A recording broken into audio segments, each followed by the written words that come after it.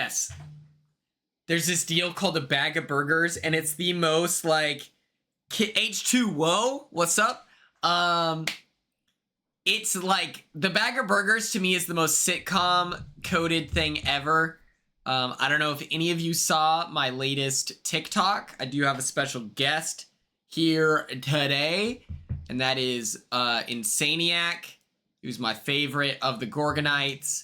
Brianna, friend of the show, mod, mentioned that Insaniac is low-key Quinsanity coded, and I can't help but agree.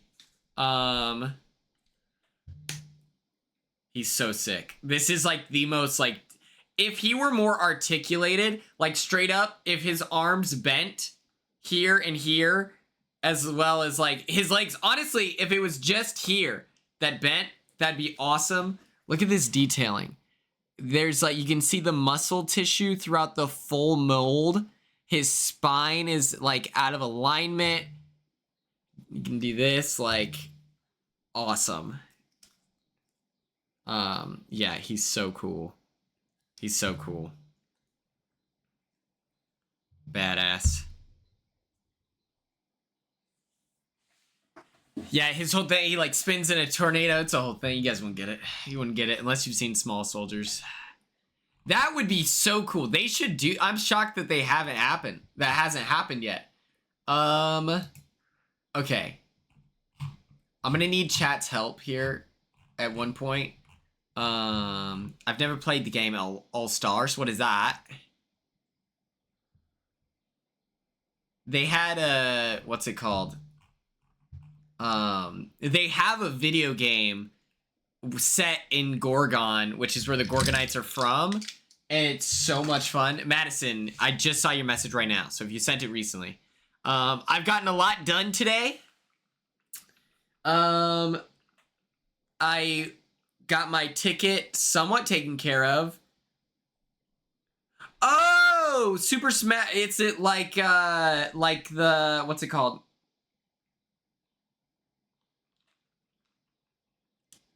Is it with like Looney Tune characters and it has like Superman? Carly, yes, I have a really good slideshow today. Today I did so much. I called the police department about my ticket, to which then they were like, yeah, you need to send us proof of your insurance. So I did that. And then they're like, it actually needs to be a PNG. I can't tell you how frustrating this is. I worked in nurse recruitment, okay? So Optus. Okay, yeah, I'll turn off my, yeah, that's fine. I didn't know that. Brianna, no! Was los? Brianna, I brought out Insaniac because of you today. Because you mentioned he's kind of Quinsanity coded. And that is the character where he's crazy, he's insane, he's quirky. Not the Looney Tunes? Okay. Andrew P, which Andrew is this? Oh my god, that's horrible. You're commenting into the void? Wait, this is like the old. Yeah. I know exactly what you're talking about. Brianna, that's horrible. But I'm happy you're here. I'm happy you're here now.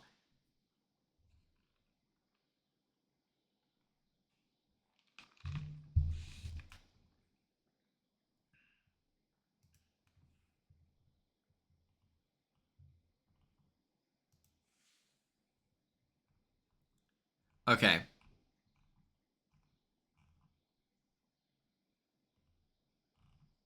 Let's see.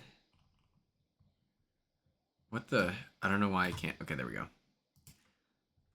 Okay. Yeah, I was just experiencing tech issues 2 seconds ago.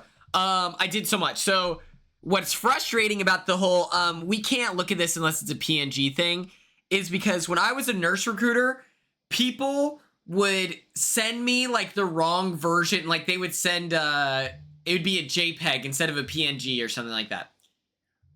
As a nurse recruiter, I'm like, okay, I can either send an email and force them to resend me this, or I can just do it myself. And so I would just go on to iHeart PNGs, and it was a converter, and it would convert it for free, or it would stack all of the individual pictures of their, like, all the individual PNGs of their, like, for each page of their resume. It would put it on the same doc. What's up, SFG Hype? How are you? And I would just do it for them because it's like, yeah, I recognize that we're adding unnecessary steps. So the fact that they're going to make me resend in the picture of my citation that they asked for, even though they have documentation of me getting pulled over, I'm so annoyed because I'm just like, you're literally drawing this out. That's so annoying. Anyway, blah, blah, blah. I did that. I got the venue set up. I went for the smaller venue for my birthday party. Literally, Cassie, literally, the police officers are so useless. It's like, it's shocking. It's shocking how they can't do anything. Like, they're legitimately, they get paid so much money. They require so little training. It's crazy to me that they are just horrible at everything. I don't know a time a police officer has ever gone above and beyond outside of movies and TV shows.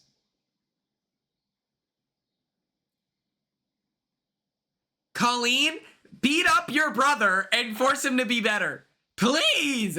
It's like, it's just shocking to me. Like, the fire department will, like, if you have like a ring stuck to your hand, instead of going to the hospital, you can go to the local fire department and they will remove that ring from your finger. So you don't have to pay the, like, insane amount of money to do it at a hospital. If your car, my car has broken down, a fire truck has seen it, and they've helped push my 1968 Beetle into, like, whatever, off the main road. You know?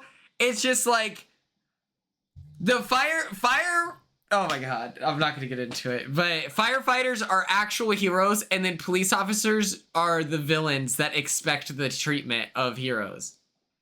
Oh my god, it's so frustrating. I got the venue sorted for my birthday party. The original venue that Blue was kind of recommending was it would be for 400 people.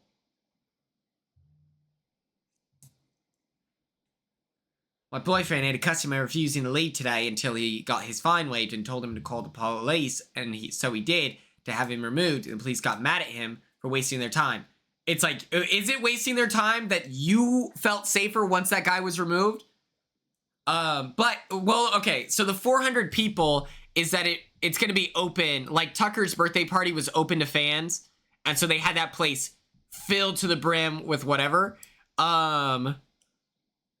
And so it's like, there's going to be fans there. And Tucker's birthday party, according to the Eventbrite, was 432 people RSVP'd and were there. I was there. There's no shot that there was 400 people there. And listen, maybe I should have been more sober. But actually I was. I was sober. I was sober at like every public-facing rap party. Because I wasn't able to get to the bar. I went them because there were so many people. I drank one vodka mule with some fans because I said I like vodka mules. Does anyone in the chat agree? What else did I have? I had a shot with my girl Sarah. Shout out. And Chemo was involved with that too. That's when we kissed. It's just like, there was not 400 people there. And so, I think vodka mules are the best. That might be my favorite drink. Am I alone on that? Never had a vodka mule? It has like, what is it called? There's a whole, watch. I'll find the tweet right now. Watch this, Twitter.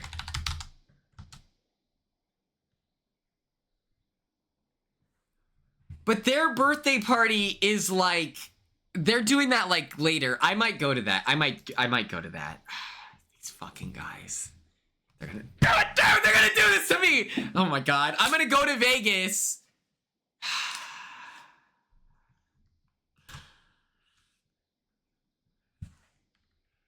Let me text Alex right now.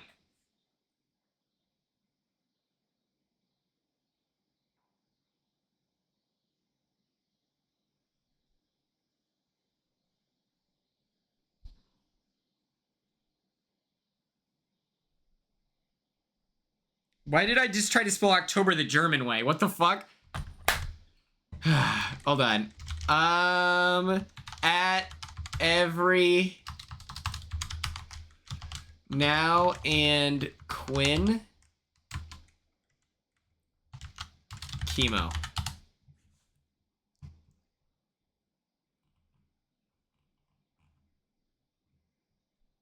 This is literally it. Yeah! Took Buddy 30 minutes.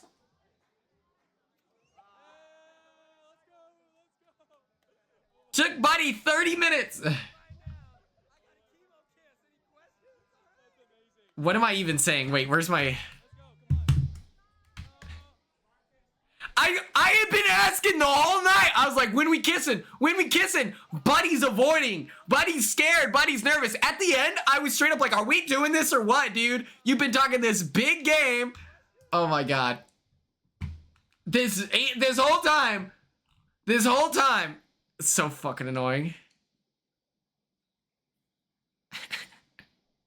Chemo is handsome as hell. Look at this Devo. What could he have possibly been doing in this moment? But there was 80,000 people watching that. That was crazy. Okay. It took forever, but I don't even remember what I was saying. God damn it. Fuck! Come on, Quinn! Lock in! Ah! What are we talking about? What's up, Nickelodeon?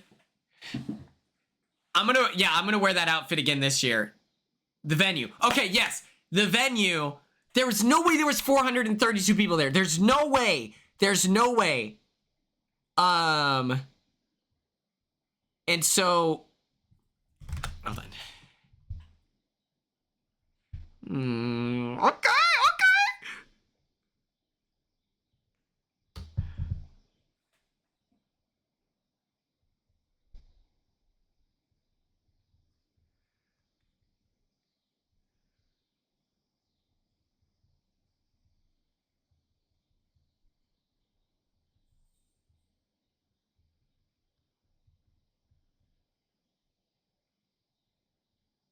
Let's fucking go. So, this venue, she straight up, she was like, are you gonna, like, will there be 400 people? Let me fucking send this. Come on. So, she was pretty much like, can you get 400 people there? And I had this moment of like, no.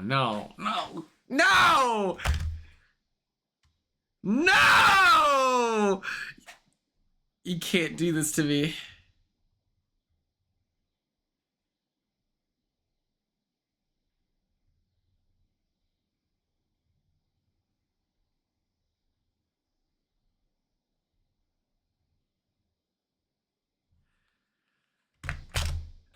Okay, so the first venue can fit 400 people. Carly, I'm so sorry. I was hoping he was dead too.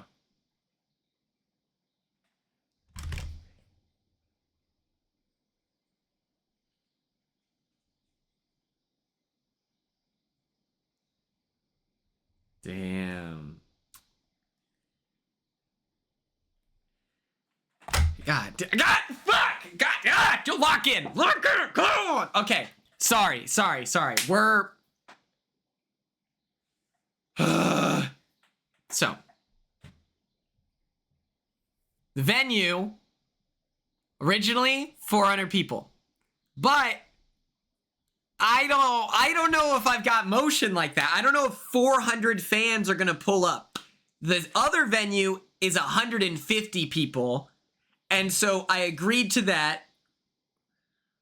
God damn it.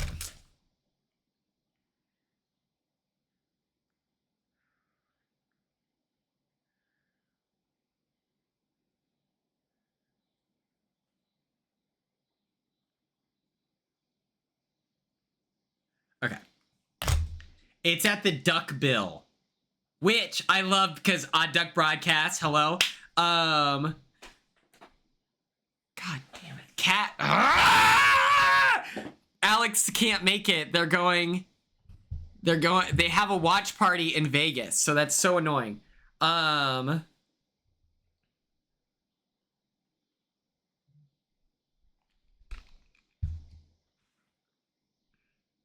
Carly, yes. It is September 30th, 7 o'clock at night, Duck Bill. If you're in LA, pull up. 150 people, I feel that is doable. That feels like who we actually had at the event.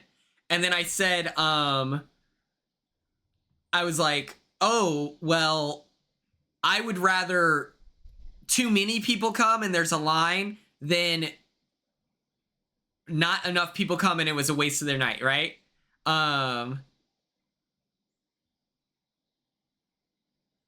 And so, yeah, we're doing that. It's gonna be fun. It's gonna be cool. I'm excited. And the lady, she was super helpful. Her name's Alice. She was super helpful because she said,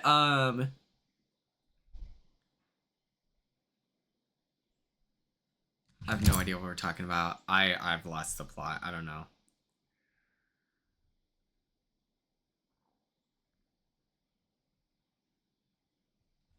God damn it. My mind is a fucking prison. I'm so hungry. I think that's the problem. I didn't get a lot of sleep. Alice was super helpful because the way she framed it was, and if there's a line, that's so LA. So it'll be cool.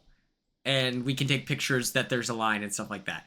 So do I have any ideas for the after party? Cassie, you're a genius because I didn't think of that. The pregame is taken care of.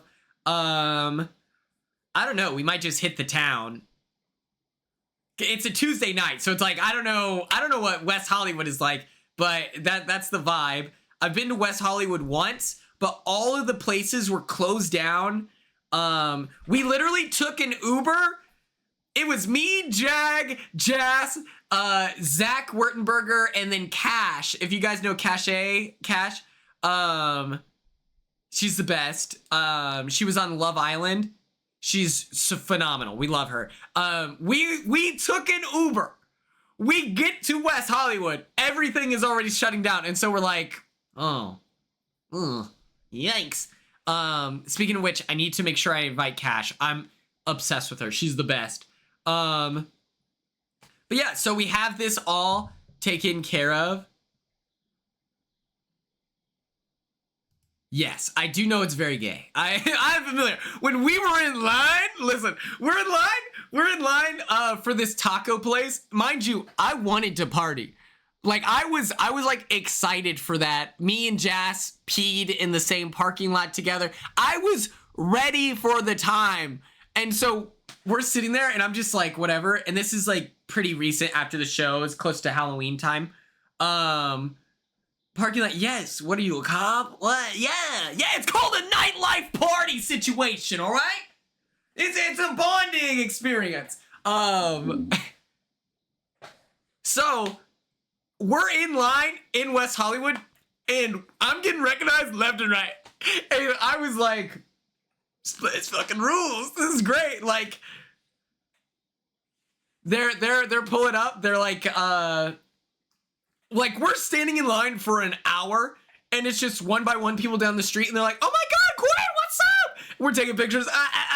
They leave. And then 2 seconds later, that was great. I was like, yeah, we're in the demographic of Quinn appreciators. I was like, these are my people. I was like, yo, Quinn meet up? I was like, yo, Let's wrap this place. Did you go to precinct butter sauce? Like, I don't know where we went.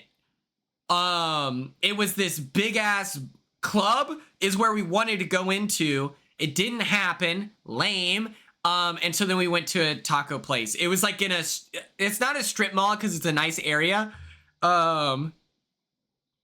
Yeah, the Quinion meetup is us throwing a brick through a window and robbing a Best Buy. Like, it's like, hey guys, yeah, let's take a picture. Anyway,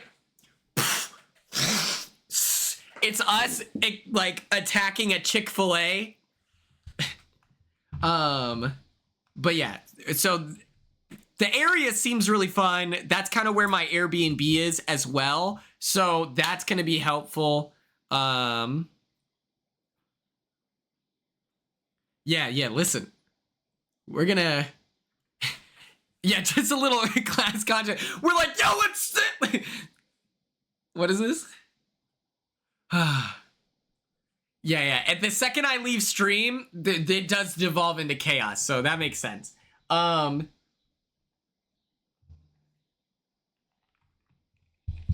way, let's look it up. Duckbill, West Hollywood. I'm excited. I hope, okay, so if Alex can't go to my birthday party, I hope Corey in America can. I need to send texts immediately. Check this out. This is the vibe.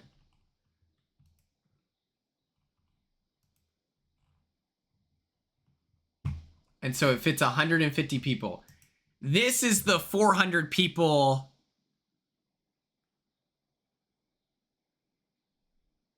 My birthday is October 3rd.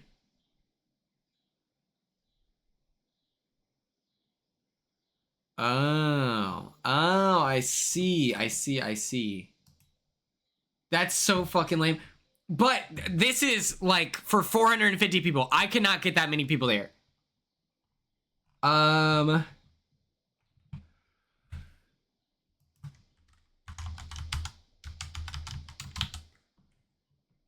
This, though, this feels doable. This is pretty big. We'll probably scope out the back.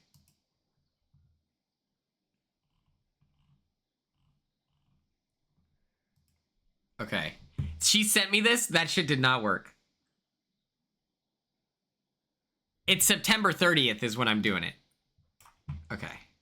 Like, this is too big. This is too big for me. But I think we can do this. And if that many people show up, if we get 450, what the hell? If we get 450 people, I have a feeling they'll push us into there, you know? Okay. So you get all this stuff. That's cool. Okay, well, maybe, I don't know. I feel like this is fine. I'm cool with this. Maybe this is the VIP section. Right next to the toilet. I don't know. I don't know if this is a good idea. Seems fitting. I don't know. It's a bar. It's a bar. You know, it's a bar.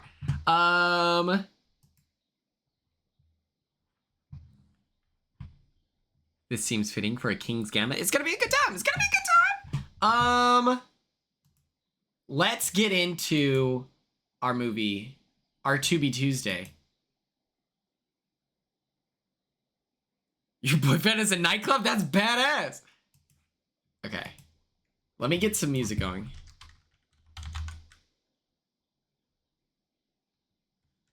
Hell yeah.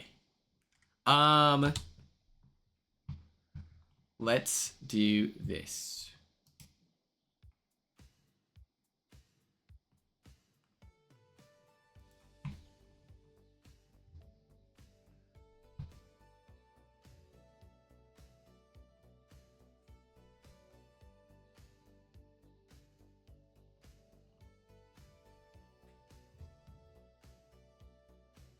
Let's see.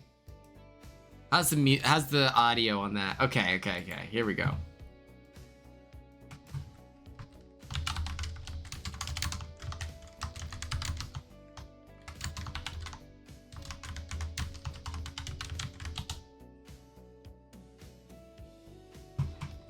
Here we go.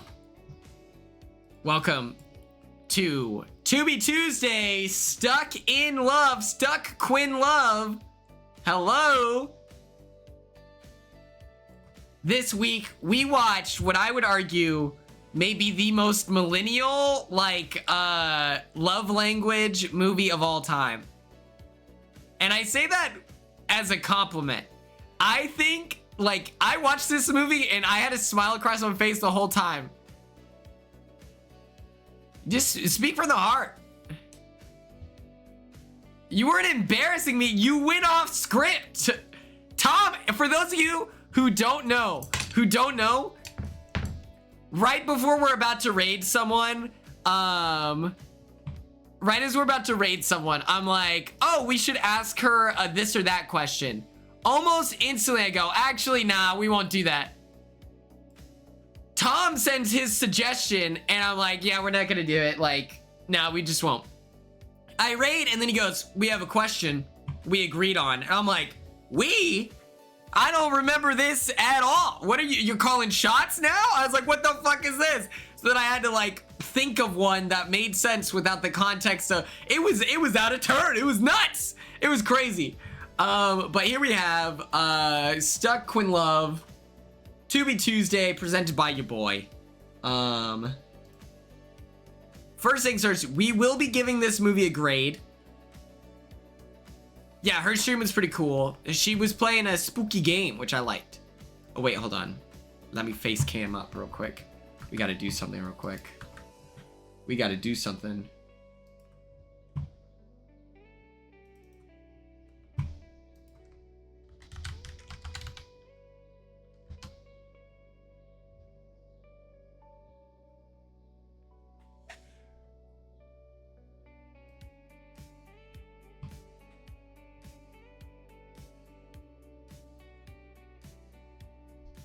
Yeah.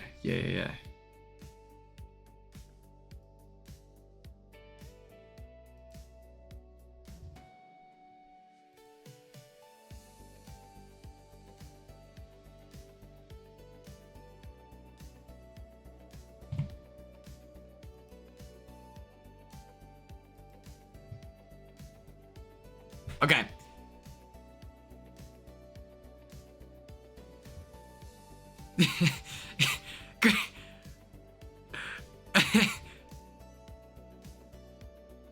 Brianna was in the chat like, no, he didn't. And Christine's like, help, you know?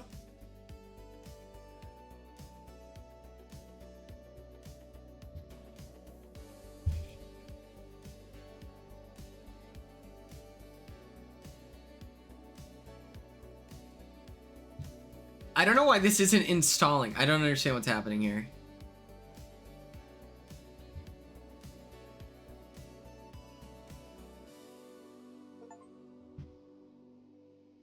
That was fucking fast. Okay, perfect. Well, anyway, back to this. We're gonna give it a grade here. Yeah,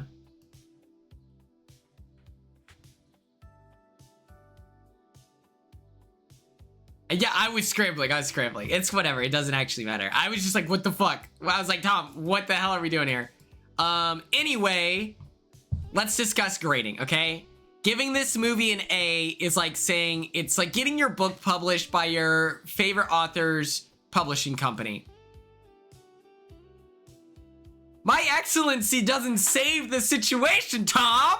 You're on parole, buddy. I'm kidding.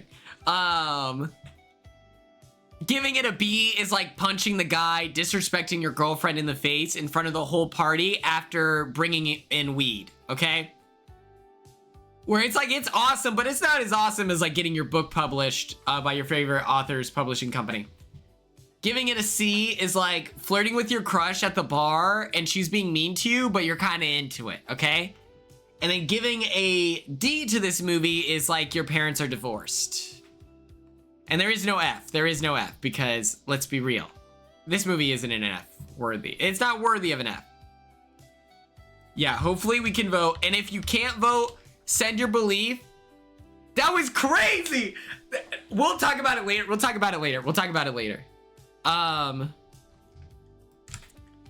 I have an opinion on all the fighting. It's like A, B, C, D, and F. But yeah, my parents are at Brahms right now.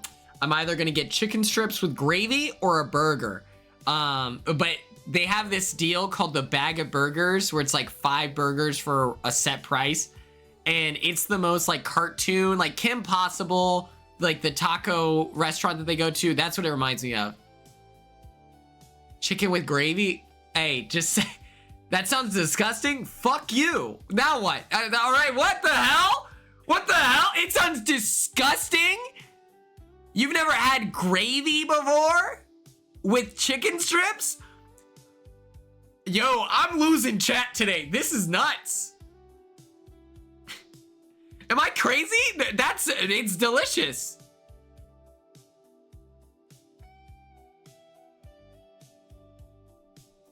Listen, just, you know. I lived on bread. Exactly, drop your buffs. You get it, you get it. Yeah, you just... It's like the white gravy and you dip your, This is crazy. The poll is live. It's a texture thing, I suppose.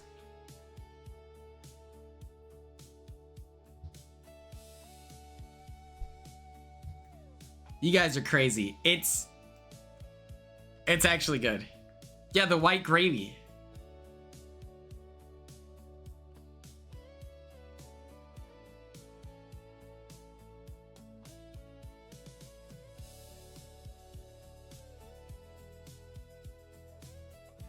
This movie, we'll get into it. White, great. What is happening? Thank you, Cassie. Okay, we gave it an A. We got a wide spread here. This is crazy. What is hold on.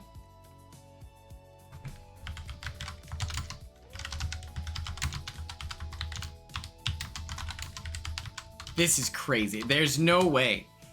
This is such a normal thing.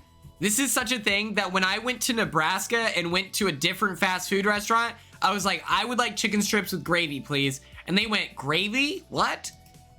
I don't know. You guys are... It's like this. What's up, Ella? We're talking about...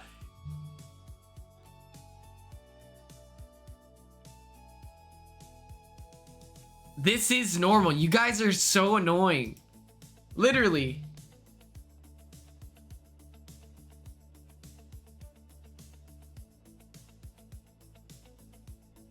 Now I hope. Yeah, it's like country fried chicken. Exactly. Now I'm hoping my mom doesn't get me a burger and she gets me the chicken strips so that I could show you and put you all on game. Okay? All right, we voted this an A, suggesting that it's like getting your book published by your favorite author's company.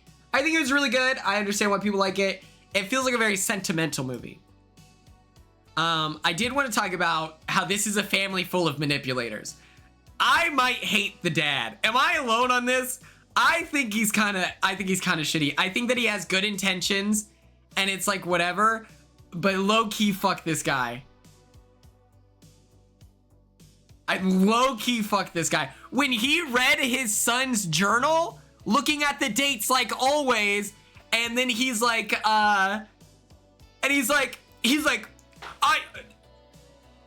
that's a good attention grabber. That's a hook for any novel. The funny part in that conversation also pretty much calls his son a virgin loser who needs to go out and have sex, essentially. He's like, so many authors under age 20 is when it's the perfect time to write your book because you've experienced so much. You haven't experienced enough. This is now your fault. Me reading your journal is your fault. The reason why you left your journal outside is because you wanted me to read it. That was crazy. I was like, yo, this guy fucking sucks. He's creeping on his ex-wife.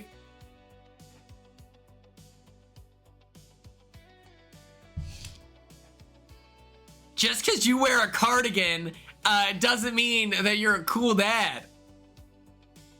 Fuck this guy. The whole family. his daughter, when she's like, she's so nihilistic. It's so funny, okay? He waited a whole year. A whole year, and he just existed in it. The son's fine. The son's fine.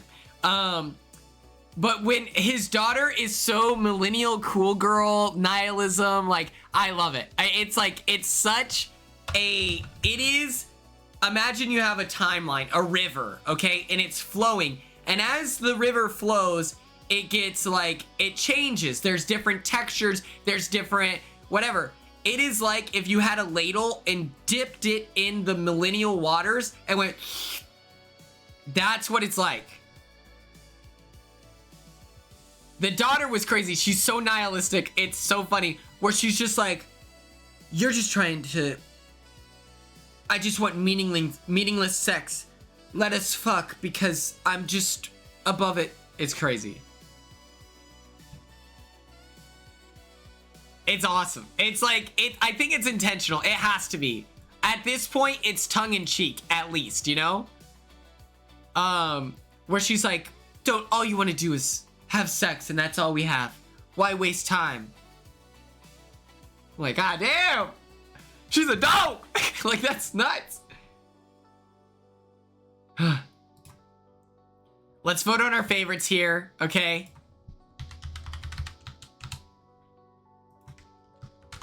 We got Lewis. Lewis also low-key problematic too. Where he wouldn't take no for an answer. They obviously had chemistry.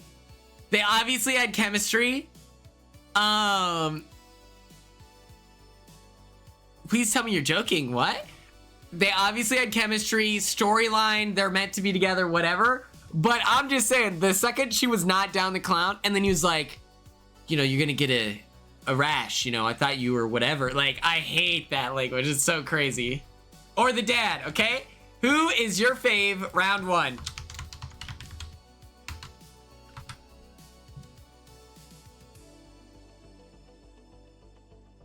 He is the most likable.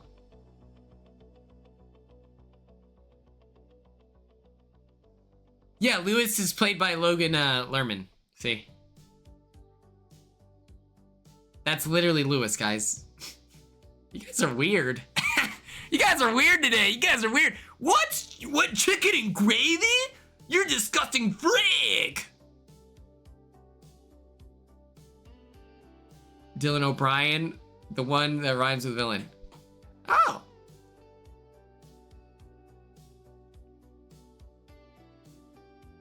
Ugh. Oh, yeah, Quinn's got a question for you. No, I don't. You guys are crazy.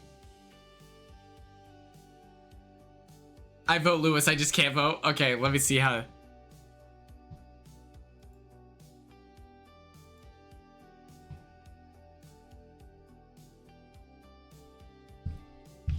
Katsy, you're a good friend. You're a good friend. Okay.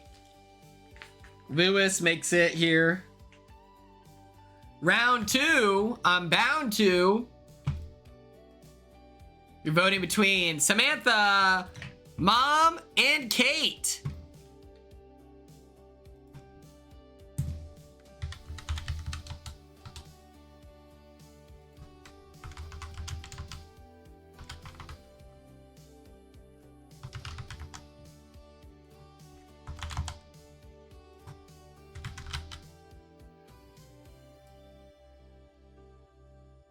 Oh my god, yes, the casting, Brianna, was crazy.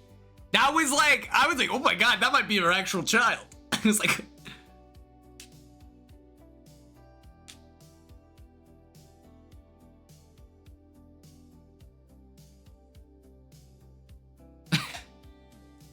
Feel free to, let it sing.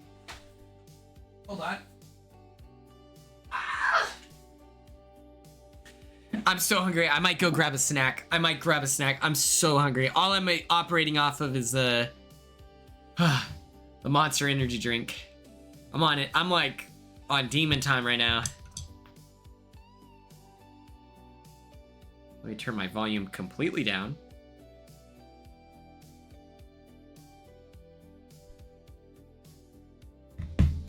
Sarah Talks Reality TV is gonna watch Small Soldiers.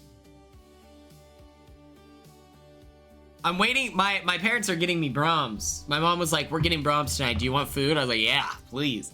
And the mom wins. Okay.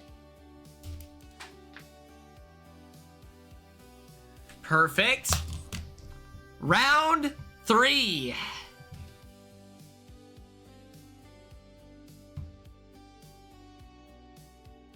I would love a Small Soldiers watch along.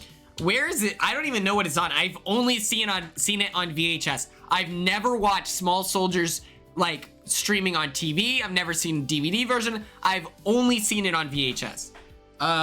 Here we have Hot Guy, Trisha, and Stephen King, for those of you who are curious.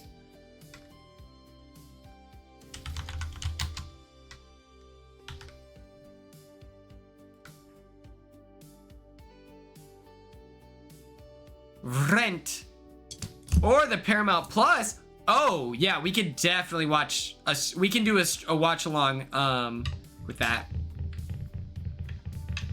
Stephen King is literally one of the most important characters.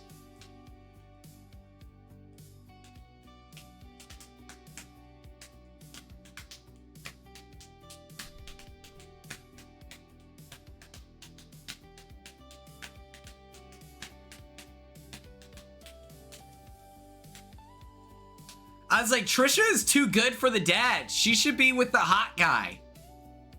I think that this is the showmance that I want to see. Anything else, you know?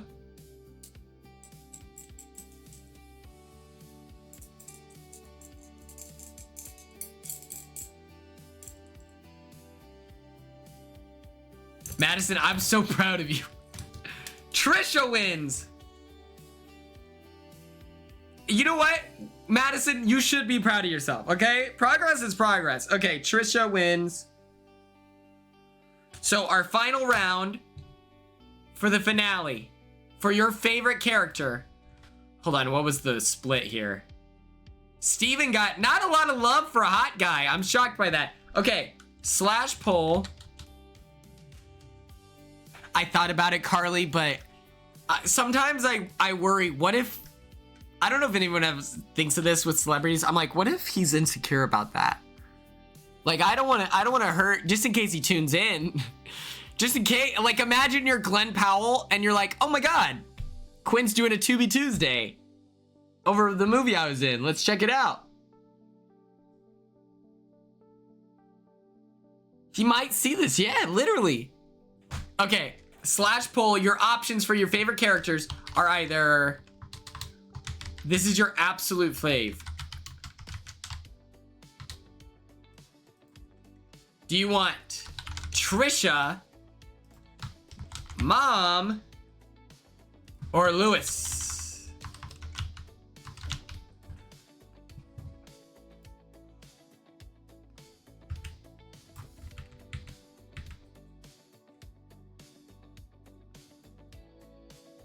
Here are your options. Boom, boom, and boom. Oh my God, it goes all the way across.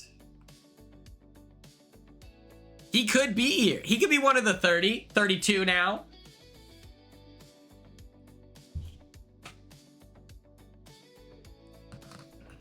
I know Brianna is like close personal friends with Glenn, but I didn't ask her to text him about it, you know?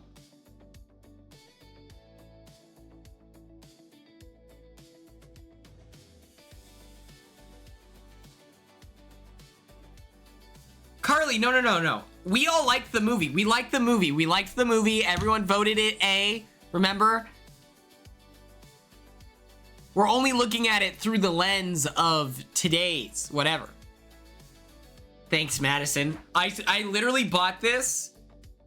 This is gonna sound crazy. I bought this because I was like looking at guaranteed shirts that would like get approved to be on the show. So I'm going through the last couple of years. And it was like Corey wore like a blue version of this. Kaser wore like a red version of this. And so I was like, all right, I can for sure, absolutely 100% wear a version of this shirt and it will be fine. Like,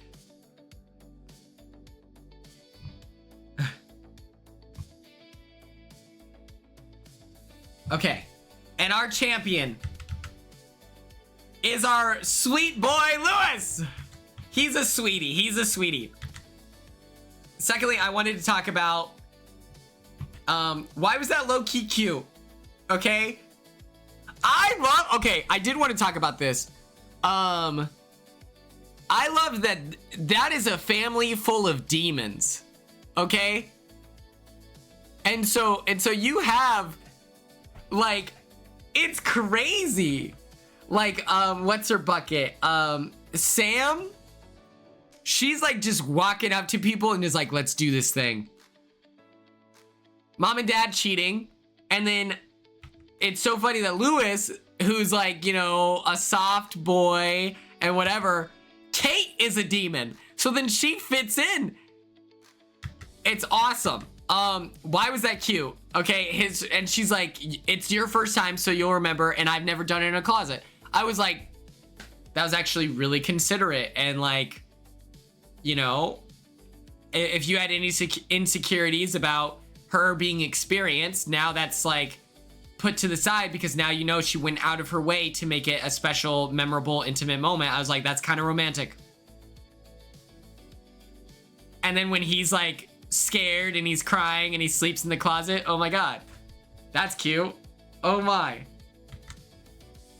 I also want to talk about that this family, also in addition to being sexual demons, they'll get in a fight with anyone. When he gets his ass whooped, hilarious. But it's so funny that he's at the party, he sees this guy, he's been waiting for this moment. He's like, I've got a crush on this woman, obviously, I think she's cute. I'm gonna go out of my way to let her know. See you later, Brianna. Thank you so much for tuning in. He just, boosh! And then the dad walks in, grabs the guy's nose, and is like, where is she? Psst. Where is she? And he's like, oh, she's in the room!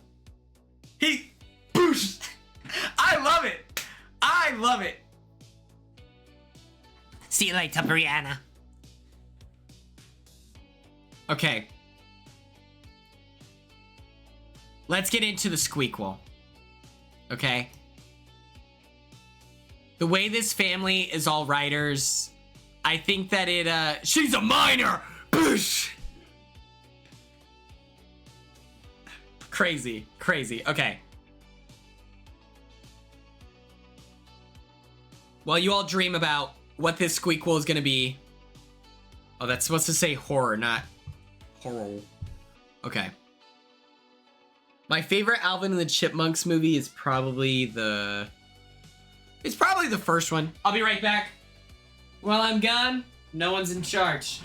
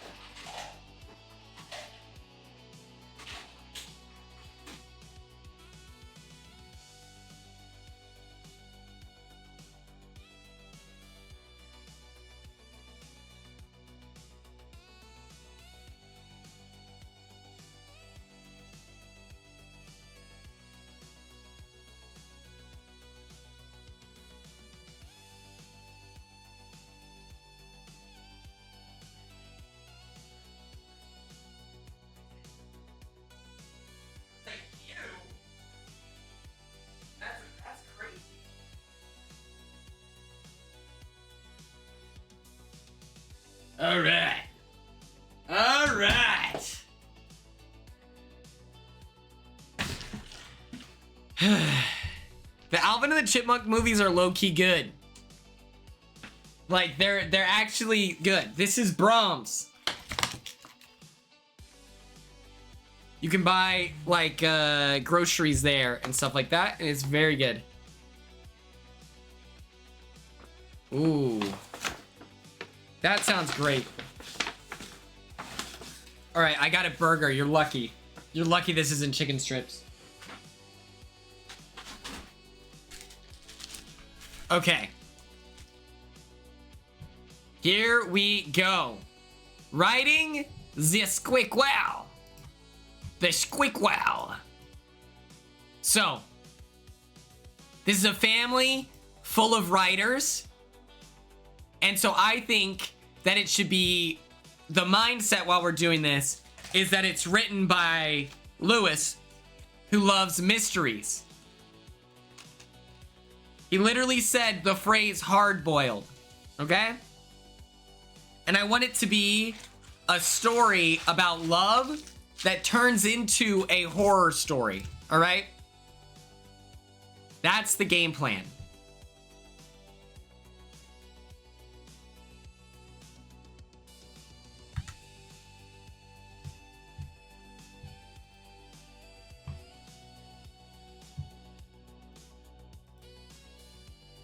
Meet our protagonist.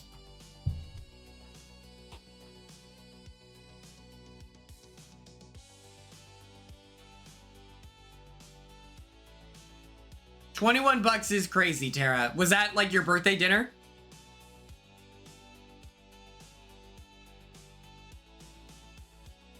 All right.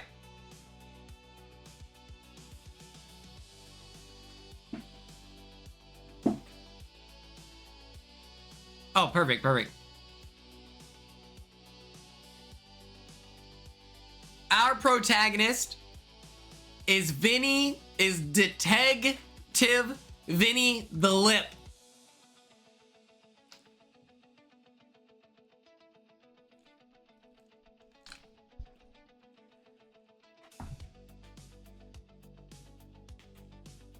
And he's found this case of a serial killer. Okay? And it's this guy called the Holiday Killer. And it's like on Valentine's Day, he kills someone that he's dating. On St. Patrick's Day, he kills a guy from Boston. On Thanksgiving, he kills a turkey.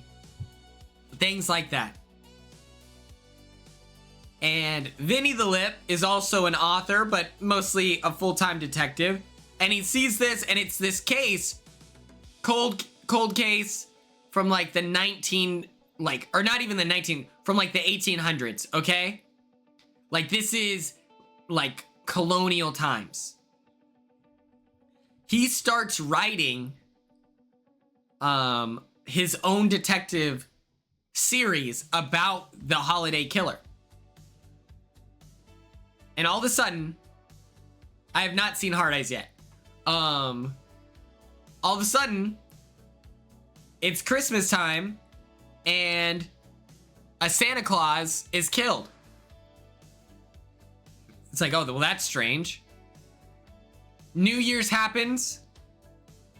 Someone dressed up as a gold ball dies. February, where it all started, the Valentine's Day Killer, or once known as, dead. He kills. They believe that it was an act of passion. Someone who's romantically entangled with. Oh, wait. What the? Oh. The scary monster is the object that he is writing about becomes real. And it is played by a 6'5" cowboy from a small town in probably like Oklahoma or something.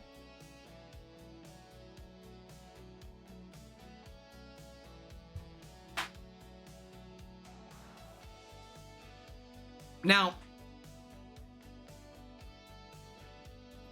Vinny the Lip is a little nervous because something about the Holiday Killer is that the reason why it was a cold case is because the Holiday Killer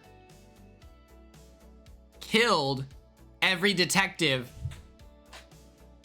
that investigated him. So it became like this thing where it's like, you don't want to investigate the holiday killer because you will be killed. So Vinny the Lip assembles his own team of brothers. They were Ghostbusters in their free time, but they're willing to take out a holiday killer before Halloween because in Vinny's writing of his most recent story for Halloween is that a set of Ghostbusters are killed. These guys dressing up as Ghostbusters lets Vinny know, oh my god, hey Vinny, check out our Halloween costumes. Me and the boys, we're gonna be Ghostbusters. Vinny gets nervous because now his friends are gonna die, so he has to solve the murder, take out the antagonist, the holiday killer, before Halloween. Otherwise, his friends will die.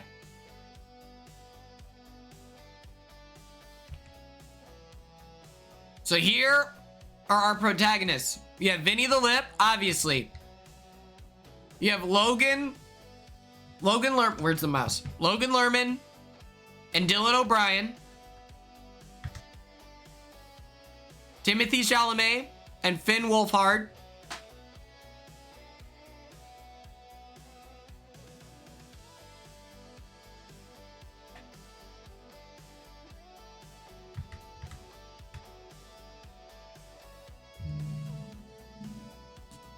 Who's the guy to the left? Finn Wolfhard?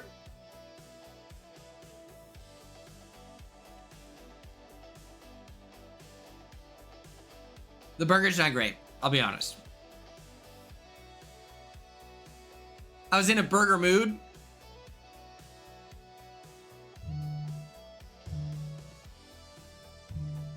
But isn't this a great plot?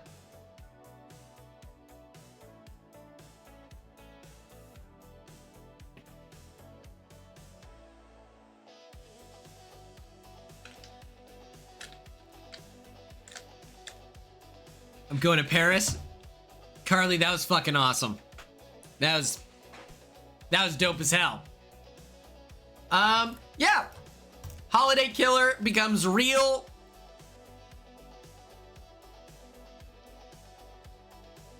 It ensues. 6'5" cowboy from Oklahoma dies at the end. Now it is time for everyone's favorite segment of the show. Taking in callers.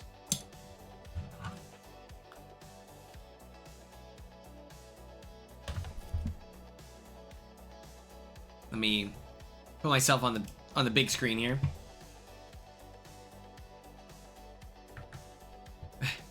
Tara, I think you should follow your heart, okay? Delete this. Delete this.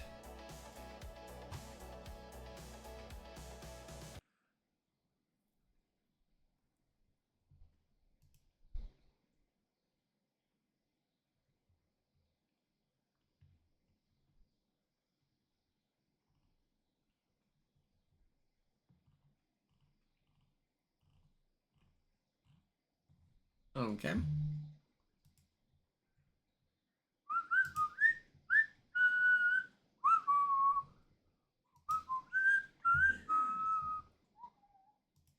Don't even stress. Don't even stress. So you would go on Discord and then...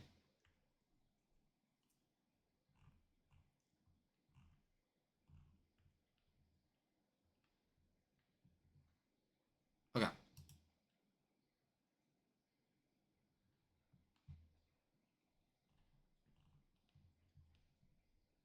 Did I tell you guys about what happened to me? So I moved out of my apartment like a year and a half ago, but they've been charging me renter's insurance this whole time, even though I don't live there. So slowly but surely they take like $15 a week, and then they took $40 like 2 weeks ago. And I called in before and I was like, hey, like, why am I being charged this? They're like, don't worry, we'll handle it. Nothing happens.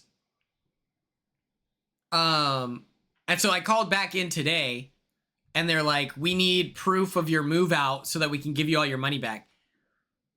I sent them the proof. I sent them a copy of my lease and I should be getting all my money back. That's like $250 or something like that. Okay.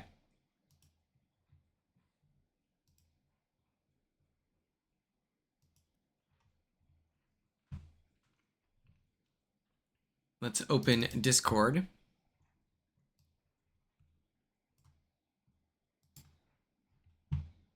Originally, they were just going to give me the money back from,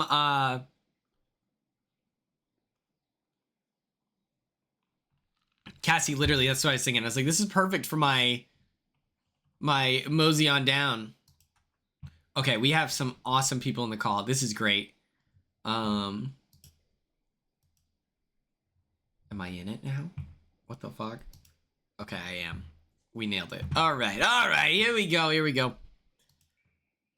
Gonna turn the volume all the way up. And then we're gonna do this.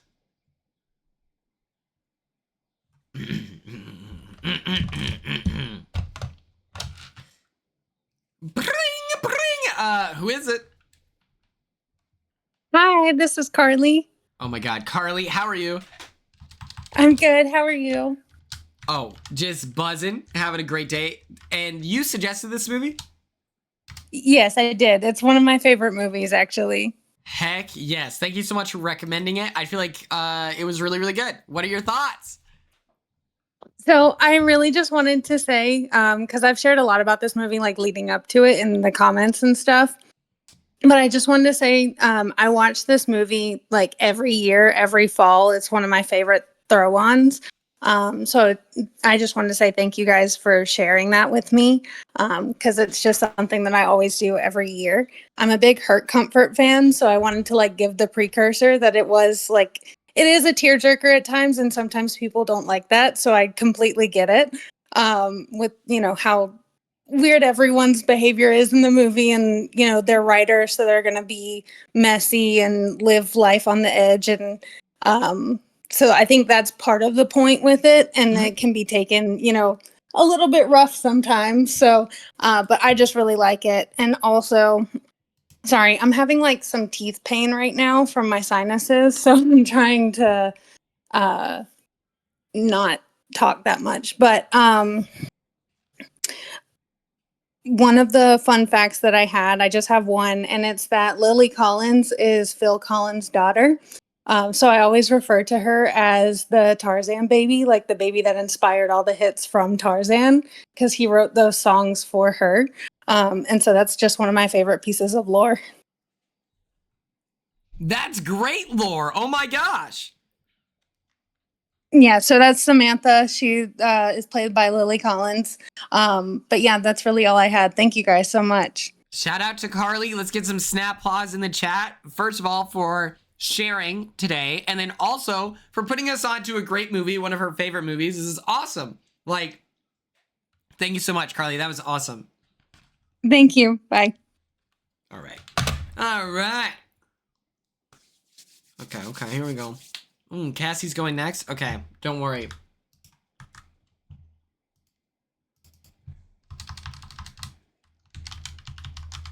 Boom, shakalaka. Here we go. Bring. Gwendistries go for the cue. Hey. Who are we speaking with today? Cassie. All right, Carly and Cassie. How are you doing? Just hanging out. Is the burger like sufficing? I know you said it's mediocre, but are you feeling like level-headed again? Yeah, it was a little cold. It was a bit cold, but it was okay. It's still good. These fries are crazy right now, but I only wish that I had some gravy so I could prove all the haters wrong. And some like chicken strips with like that nice crispy crunch on the outside, you know? Exactly. The American way. Patriotic. So getting into the movie, I just wanted to kind of like piggyback a little bit off of what Carly was saying. This movie, I recognize that when and I was thinking about it afterwards, when we were ranking the movie, or rating it, Giving it an A is definitely in my mindset of like nostalgia, is factored into my rating. I would give it a B. I think the movie is great. It has heart, great casting, writing, all these things. I do feel like though around 2012, there were like movies like Valentine's Day and like just a lot of different movies around that time that were they felt like overproduced. And it was more about getting like big names to do the movie versus like making a good movie and having people that fit the part play them. You know what I mean? So I can definitely see how people would be like, oh, it's corny or it's, I've seen a movie like this 1,000 times, But I don't necessarily think it has to do with everything that's brought to the table on it. It just has to do with like the heart and like of the story and when you watched it in your life, I feel like too. Like I don't think if I watched this as an adult, I would connect with it as much as I did when I was what was it? It came out 2012. So yeah, I was like 17, you know? Um so yeah, but I mean I liked it a lot. It is one of my favorite comfort movies as well. Um Logan Lerman is in Perks of Being a Wallflower. And Perks of Being a Wallflower is my favorite book ever. Um Both of those movies, Perks and Stuck in Love, came out in the same year, which I think is actually kind of wild because he was 20 and he went from playing a 15-year-old in Perks of Being a Wallflower to a college student within like 6 months of each other. Um so I thought that was interesting. I guess I just didn't realize that they both came out the same year, but um yeah, Perks of Being a Wallflower is like my favorite book. I love what they did with the movie. I love Logan Lerman. He's super talented, super attractive. I think he does a really good job with like showing emotions on his face, just like that very physical form of acting. Like he's very good at being uncomfortable, it seems. So yeah, that's just like my little rant about Logan Lerman. A couple What are you Googling? I'm Well, scared. I was asked can we look at Pandemic Logan Lerman for the plot? And I think that that's fair. Also, I try not to look at the stream chat when I'm doing this because I get too distracted and I'm intoxicated right now. So like I can't add too much into this. this is crazy though. Oh, Like, oh he's my so god. hot. Look Salt at and this. Look pepper at this hair. daddy. That's crazy. Yes. You can't do that. His hair, my boyfriend's hair is starting to turn that salt and pepper gray. Man, that's all I'll say. Also, fun fact, I watched Perks of Being a Wallflower the night before finale night. Like it was like we were taken to this hotel and you get to choose like whatever movies. So I chose that movie and I was just crying in my like hotel room the night before finale where I was just like, oh my god, this is the saddest thing I've ever seen. It's so good though. It's so good. So let me tell you something. If you like the movie and you saw the movie first, I cannot explain to you how much you would like the book. They did a good job with the movie, don't get me wrong. Steven Chbosky, who wrote the book and directed and cast the actual movie, so it did line up, but the book has so much more depth. It's so much more devastating. Especially the stuff with Charlie's best friend. But anyways, we're losing the plot. You're right. I digress. It's another Tubi Tuesday. A couple of the fun facts that I had is the Stuck in Love cast and crew became like a family. They were living together in a hotel in Wilmington, North Carolina. The movie they would do like bowling and different kinds of like activities all together, like the entire crew and cast. So that was cute, but the entire movie was done in 20 days, continuously shot in 20 days. Out of all of their footage, they only cut 2 scenes. So I thought that was pretty impressive. I'm like, that shows that the director, Josh Boone, he was very like, he went into that knowing exactly what he was looking for to be able to shoot it in 20 days. That's super impressive. Yep. He also was quoted to say a lot of the movie was autobiographical. That relationship between Nat Wolff and Liana Liberto, who I think is Kate, was very much based on a girlfriend I had in high school, and that is very much an alter ego of mine. He's a more handsome, cooler alter ego, but he was very much playing me. I just tried to take things that I wanted to talk about from that period in my life when I was younger and just hang them on that family of writers to see if I could tell that story. So I thought that was interesting. The Stephen King thing, though, you had mentioned that I was in the PowerPoint and all that. He was quoted in an interview, and I thought this was interesting. He said that the short, like, of how, how that came to be, for Stephen King to do the publishing and then also do like a little scene. He said the short of it is that my parents were born again Baptists, and I wasn't allowed to read Stephen King growing up. I had to rip the covers off of Christian books and glue them to my Stephen King books so that I could read them. I remember reading The Stand under my bed when I was 12 years old, and I hid the book in the box spring under my bed, and my mom found it and she burned it in the fireplace. And then he goes on to say that he wrote Stephen King a letter when he was 12 just to tell him how much he loved the books and how much he wanted to be a writer when he grew up and that he was his idol, and that he ended up sending him, Stephen King sent the director, what's his fucking name? Boone? Whatever. Sent him a bunch of books in like a signed personal letter, and he came home from school one day and his dad said, "There's a box from Stephen King here." And he had wrote the beautiful letter and in the front cover of each book, whatever. And his parents said they were just so moved by the generosity of Stephen King that they decided they were willing to lift like the Stephen King ban in their household. So he was allowed to like watch all the movies, read all the books, whatever. So he said, so to be able to get back to him, to Stephen King all these years later and just hug him and thank him so much for being such a big part of my childhood meant so much to me. To have him be a part of this movie means so much. I was just trying to honor him and what he meant to me when I was that age. That's so sweet.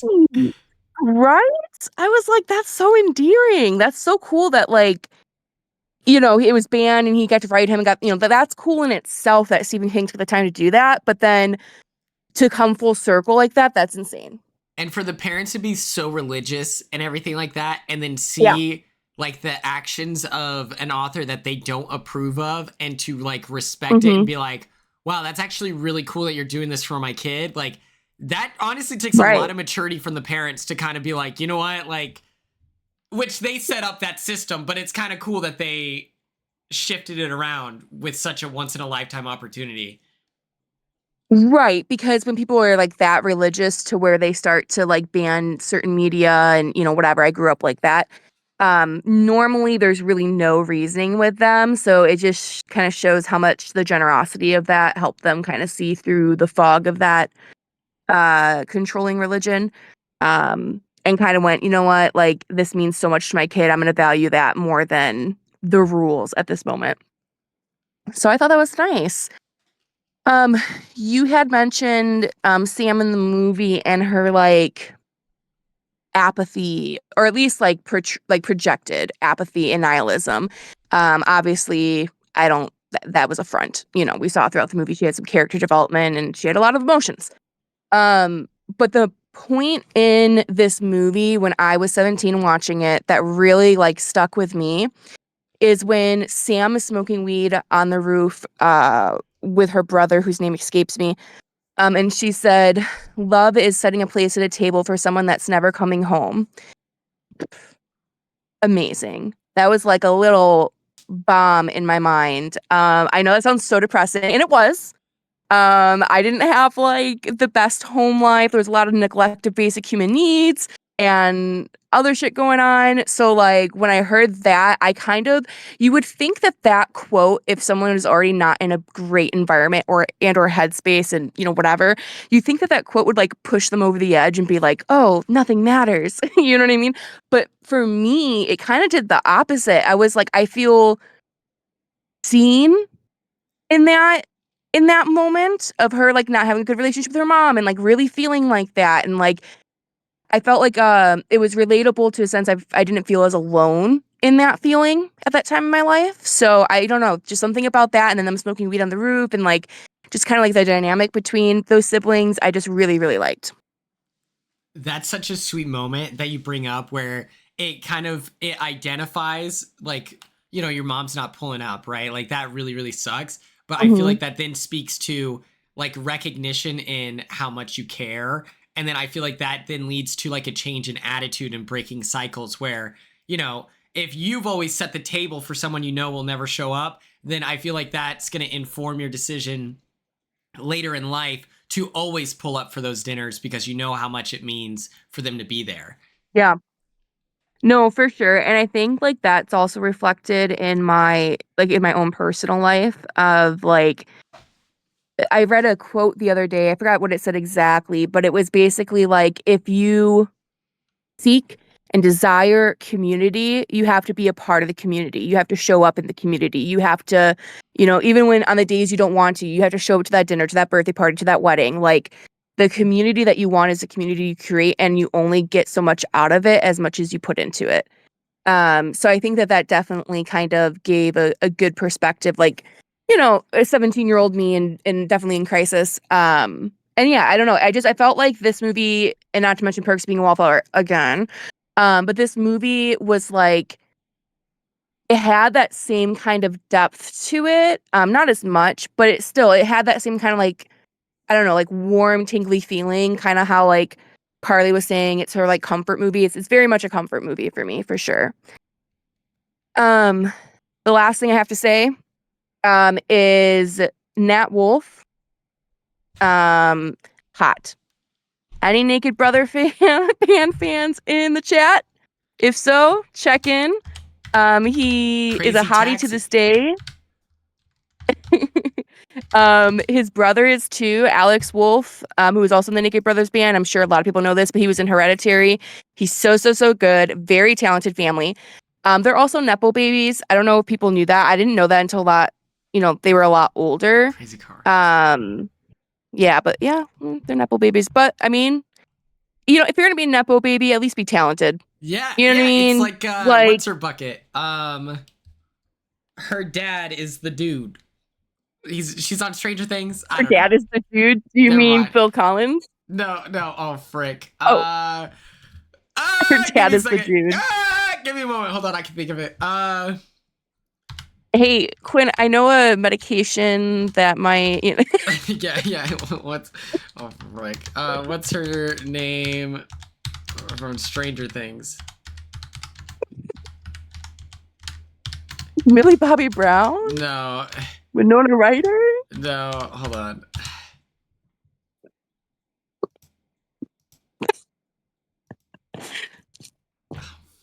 Oh, fuck. Maya Hawke. It's Maya Hawke. Okay.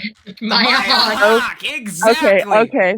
All right. Yeah, Where see, me, she's gonna- never seen Stranger Things. I literally watched the first episode and like something was creepy in the back shed and I was like, no, I'm good. I've lost interest and never watched it again. Yeah, Maya Hawke. She's really talented. I'm pretty sure. I think her, but I'm pretty sure that she does music too, and it's really good. I think I've heard a couple of her songs, if I'm not mistaken. But yeah, isn't her mom also Uma Thurman? Yes.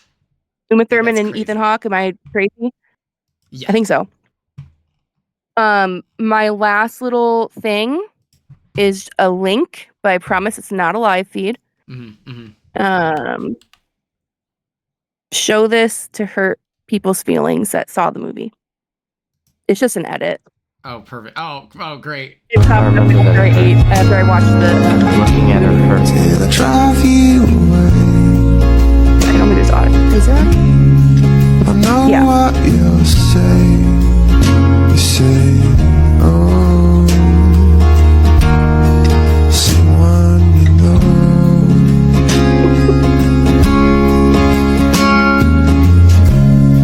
But I promise you this. I'll always look out for you. Oh my god, that's crushing. That's and I'll leave you with that. Oh my god, that's so good. Yeah, with the street. No, I don't think it'll go down for an edit. Come on, no way. Thank you so much, Cassie. Do you have anything else you want to share with the class? No. I think I've shared enough. Okay, well, thank you so much. Let's get a round of snap applause going for Cassie. That was so good. That was so good. Thank you for sharing. And does anyone else think that Kate kind of looks like Haley from Big Brother 20?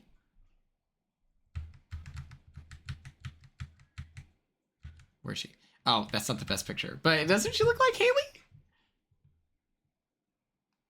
That's like, oh, it's, of course I'm in the way as well. Oh my gosh. Okay.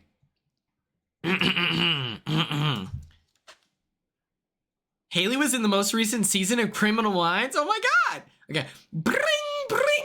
Oh wait. Hold on. That was me hanging out with Cassie. Bring, bring. Quindustries go for the Q. I like Cassie, I'm intoxicated, so I apologize. I probably gonna regret this. I didn't prepare for this at all because I didn't expect to be calling in, but it's gonna be short, okay? Okay. So okay, so I just want to do a shout out. I feel like the acting was really good in this movie. I mean, I know that they had like top-notch actors and everything, but I just feel like even the mannerisms and everything were like really good. Like even like the face, like even like little things like moving the eyebrows and stuff. Like I think Lily Collins was like really fun to watch. And does anybody here like the last song? Sorry, I'm reading the chat right now. You guys are so fun. Okay. Unfortunately, I'm spending my birthday alone, so like it's so sweet that everybody's been so nice and everything. So it's really like I'm not. Um so like if you like the last song, like it made me think of that when this movie started because in the last song, Greg Kinnear, the dad in this movie, is a dad to Miley Cyrus in that movie, and he lives on a beach, just like he does in this movie. Oh. But instead of being North Carolina, he lives in some island like by Savannah, Georgia. But still, it's like close, right? So I don't know. It made me feel like at first like it was like the same like universe, which I don't know. I know it's a different family and everything, but that movie also like made me kind of emotional and everything too. So it's kind of like he had like I don't know, maybe he has more movies like that. I don't know. But yeah, so those are both movies. I like this movie and I like that movie, and they're both similar in that way. So Hell yeah. And then I agree with Cassie that Nat Wolff is hot. I feel a little weird saying that now that he, like, I don't know how old he was in the movie, but I know he was probably, like, playing a high schooler, but I was like, okay, he's actually kind of cute, but I know it's weird. But anyway, and even though I was probably his age at the time. And then the one thing I, like, wanted to talk about was, I don't know if anybody noticed this when they were doing the what's it called? Like the dating profile thing. And like I paused it to read it, and it said that the person had to be within like 50 miles of North Carolina, which is where I googled like that this takes place, but it says Dallas, Texas for where he's at. So that doesn't make sense to me. So I'm hoping that Tom will maybe like know something about that. Like I don't know if he has like any kind of like facts about that. Yeah, so that's basically all I had. I just thought that was like interesting that it said that. Is it Sorry. possible that he like set the pin for like another city? Maybe because he doesn't seem to like know what he's doing, but Yeah, he doesn't. hopefully Kristen Bell's character fixed it. Yeah, that's true. Wait, yeah, because I tried to screenshot it to send, but it doesn't let me do that with. I watched it on Amazon Prime, and it like didn't let me like screenshot it. Yeah. Anyway. How did you feel about finding out that the dad was cheating first? That was crazy. Yeah, I was kind of mad at him because he didn't say anything earlier, because, like, why would you not when you know that your kids or at least your daughter's holding a grudge with the wife or the ex-wife? Like, if you know that, like, at least be like, oh, hey, like, I did it first. Maybe you should have a relationship with your mom.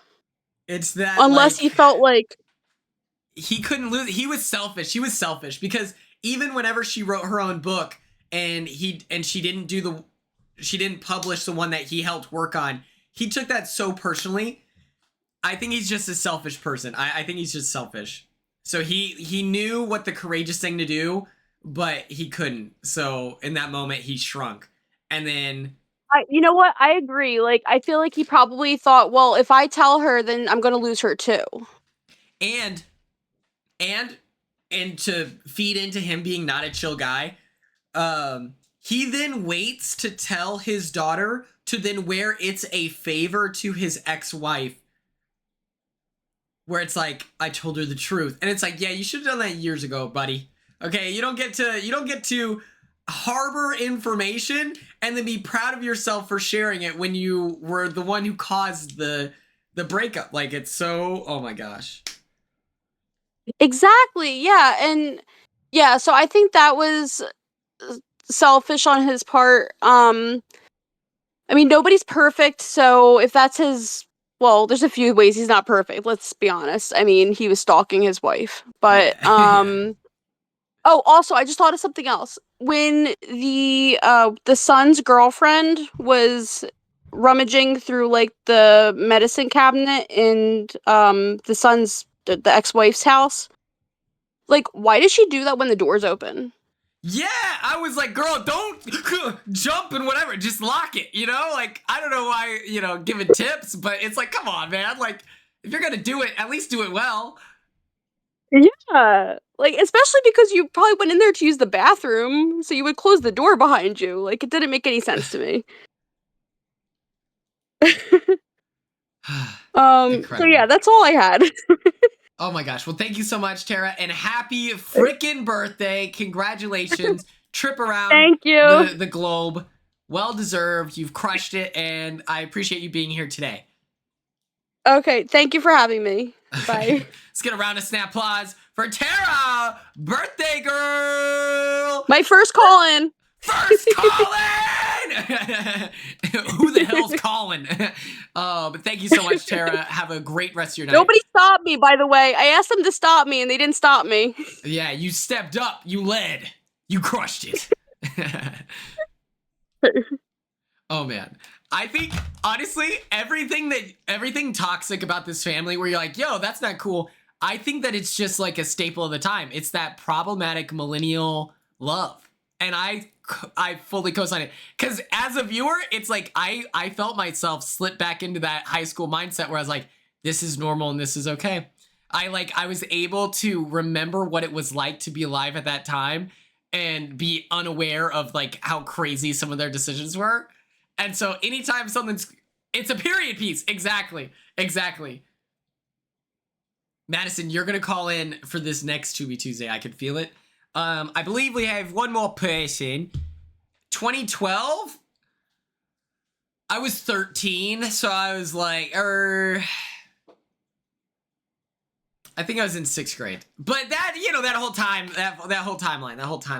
But yeah, if you view it as a period piece, it's no longer, yeah.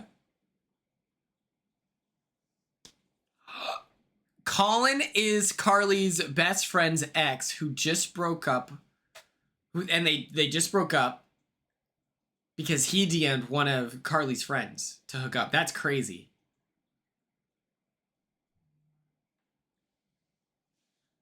Wait, Cassie, you graduated in 2012? I did not know that. My brother did as well. Was I in 7th grade, Lexi? I don't know. I don't know the grades.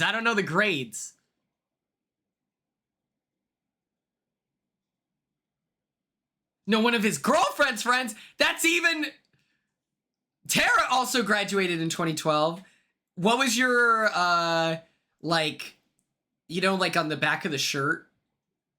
Where, it, whatever. My brother's was, the world's not ending. We're just taking over. I thought that was sick. I could have been in 8th grade. Well, no, that doesn't make sense. Because I was a freshman. I think I was in 7th grade. Because I was a freshman in 2014, 2015. No, 2013, 2014. And then sophomore year was 2 Live, 1 5.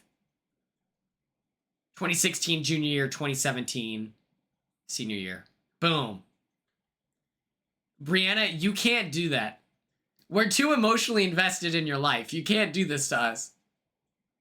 I think about Kate Bear every day. Let the record show.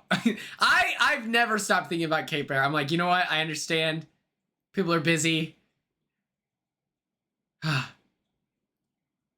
Okay, Tom, I believe, is here. Do you have any fun facts? I feel like we covered most of them, but I feel like we're all in the same age group. Oh, go ahead. Yes. Honestly, there's not that much. But I think Brianna had a question for you, actually. Wait. What was your question? Oh, don't even start it! How dare you, Tom! You set me up! Quinn, thank goodness you're here. That was funny. That was good. I had to go with the bit. Okay. Okay. There are a couple. There's not a lot on this movie because that's how you know it's a banger. If there's not a lot of trivia on it. Or like, yeah. What do you think the original title was? It is not something I would expect, but also something I would expect at the same time.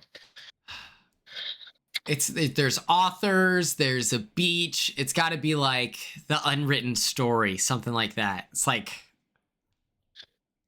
you're thinking way too outside the box. It was literally just writers. Wait, right. literally, it was originally titled writers. Guys, not to make you guys feel old, but I graduated in 2022. That's crazy. That's crazy. Are we allowed to be on the phone with you right now? That feels illegal. I've been graduated for 3 years. That's crazy. That's great. Yeah. Hey, can we? Can we get some fuck yous in the chat? No, I'm just kidding. I'm kidding. High school. High school. I dropped out of college. The book Sam is reading, when she gets the call from Lou, is actually the book her dad says that she stole from his library, which is The World of Apples. Clearly. Which, that's odd. God, Quinn, you graduated from high school the year my brother was born. That's crazy. The movie starts and ends with the same song, which is Home by Edward Sharpe and the Magnetic Zeros. Never heard them in my life, but I liked the song. So, okay. Rusty's song, or Rusty's story that Samantha sends to Stephen King is the repeated writings of the lyrics of the Beatles song, I've Just Seen a Face. In the movie, Rusty said that this song plays in his head every time he sees Kate. Also, the story starts with Rusty's opening line, looking at her. That's pretty interesting. I don't know why originally titled Writers is in here 2 times, but I don't know why. Oh,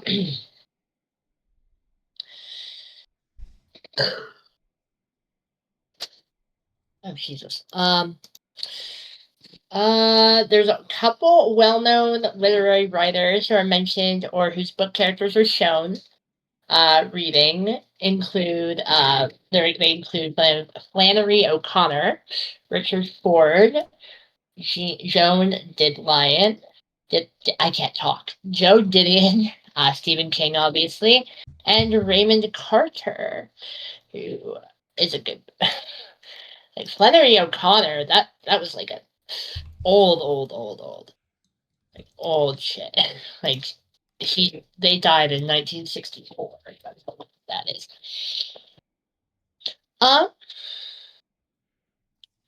Early in the movie, Erica is reading Joan Didion's Blue Nights, which is about the death of Didion's daughter. At that point in the movie, Erica had completely lost Sam. At that point in the movie, from her life at that point. In the film, Sam publishes a book called Under the Pink, which in real life is the title of Tori Amos's second album, which I'm assuming is a music thing. This one I found interesting.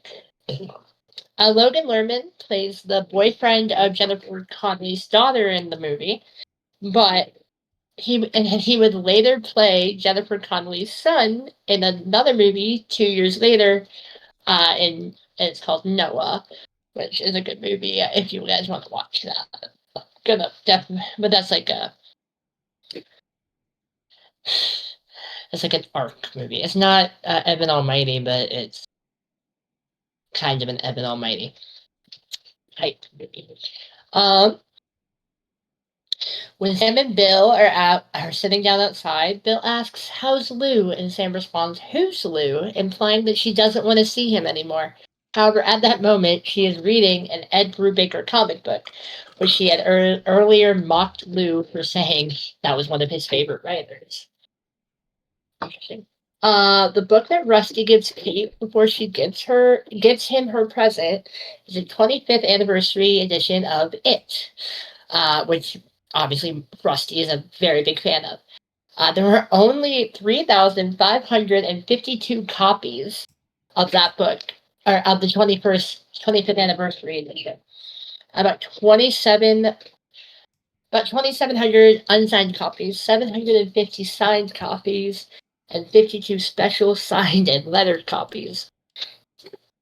While it was later mentioned that Bill could get a signed copy of his ex-wife Erica's favorite book through his writer connections, this probably explains how Rusty would be able to get such a rare book. While at the time of its release, the book would go for its retail value, which I don't have on this. But nowadays, as of 2014, it was valued at $350 at least.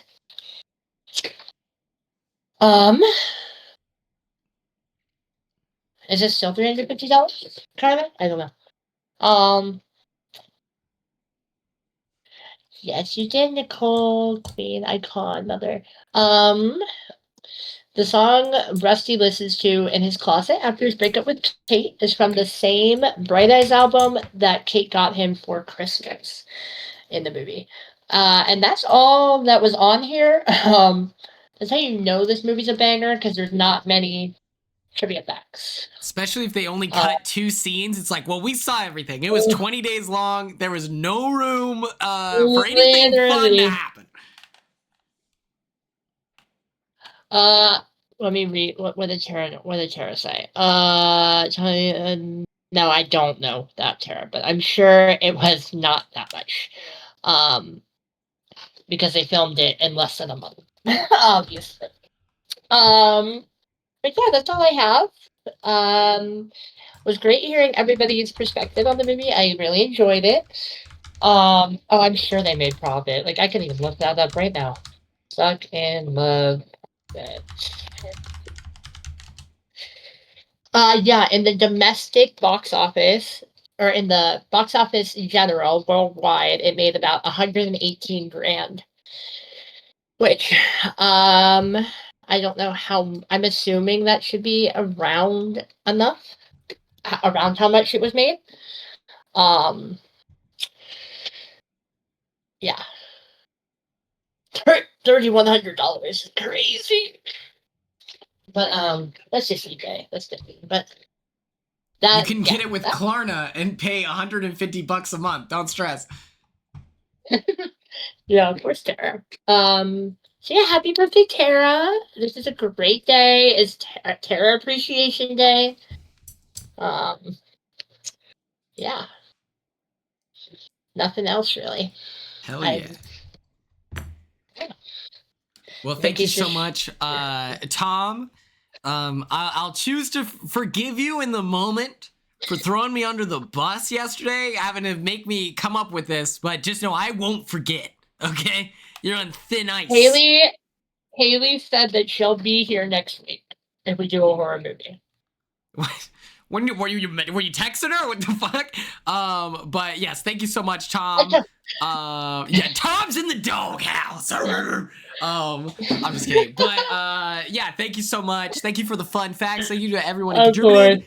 Let's get a round of snap applause going for Tom. Of course. Bye. And so then let's get into our Summerween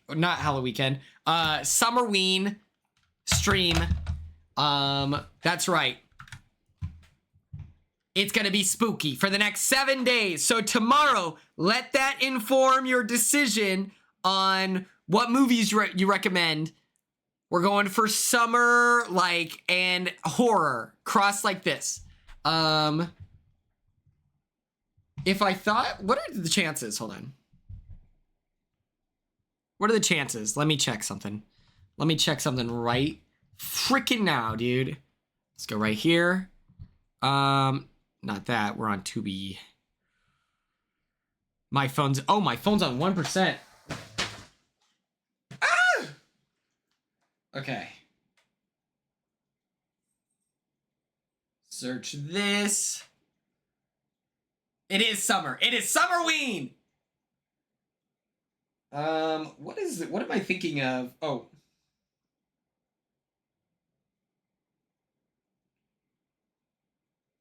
All right. Well, the one movie that I had thought of is not available.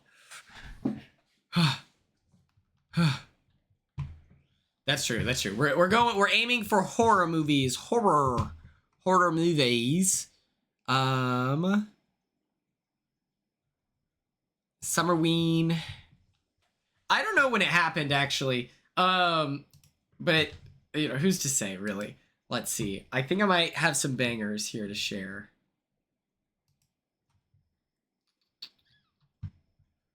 Oh, I liked one post. I liked one post for Volkswagen Beetle commercials. That was my whole timeline. I'm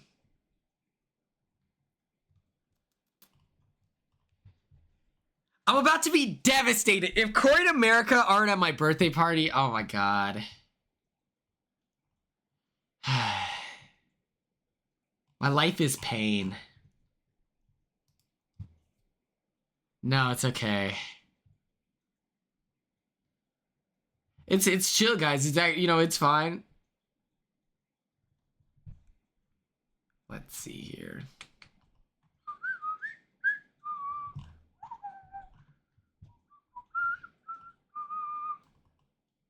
Ooh, should we watch this one? I thought this was cute.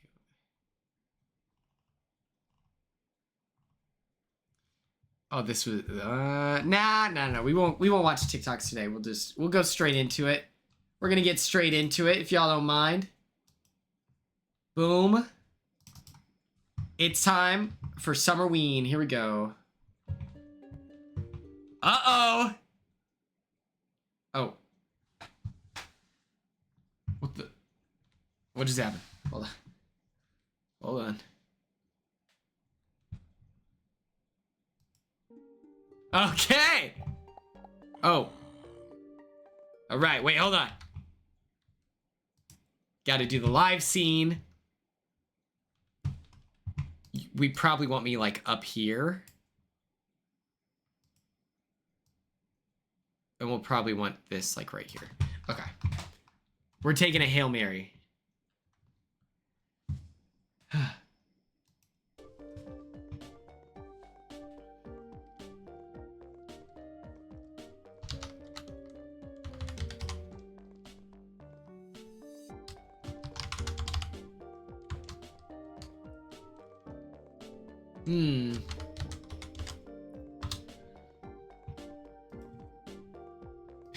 Sure.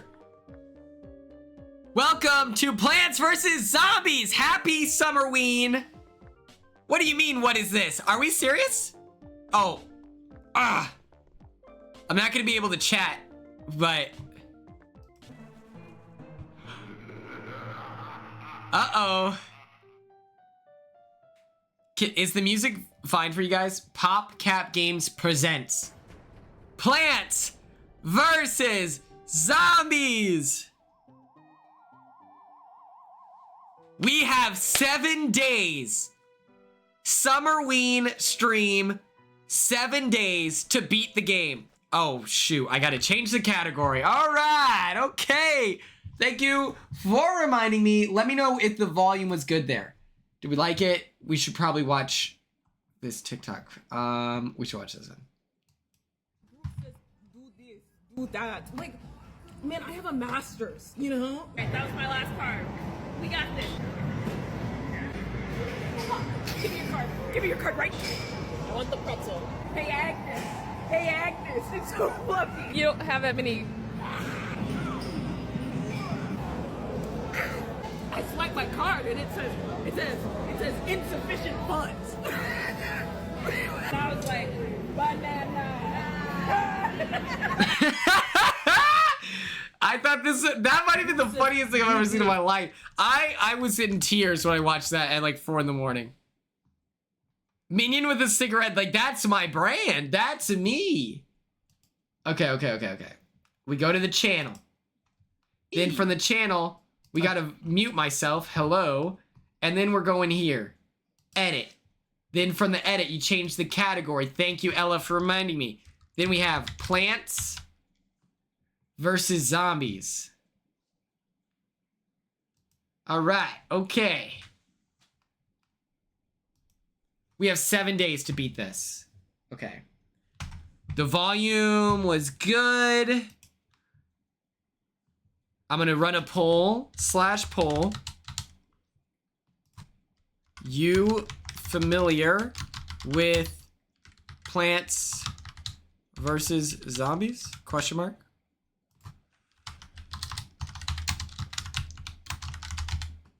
Or no, piss girl. All right, 60 seconds on the clock. This is gonna be so much fun. You're all about to love this game. Okay, resume game.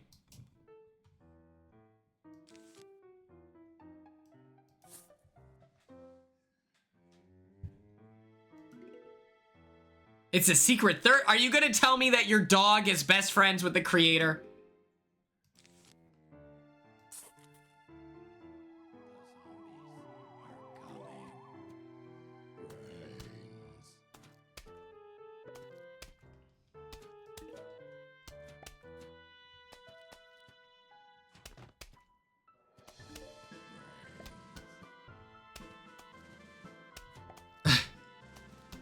I'm so sad that the poll is so busted. Like, I didn't know that this is gonna be such an issue.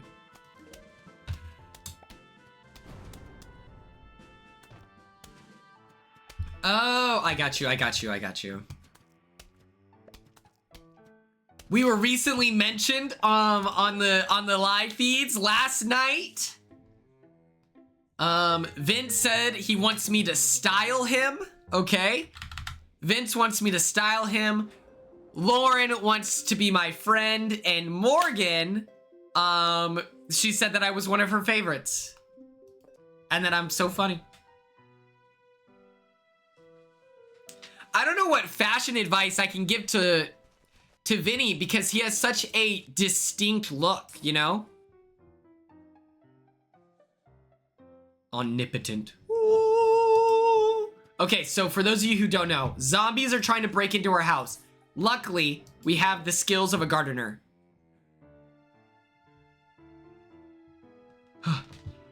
And they are helping defend our loyalty and beliefs and systems. I don't know what advice I can give him. I feel like he's got a distinct look.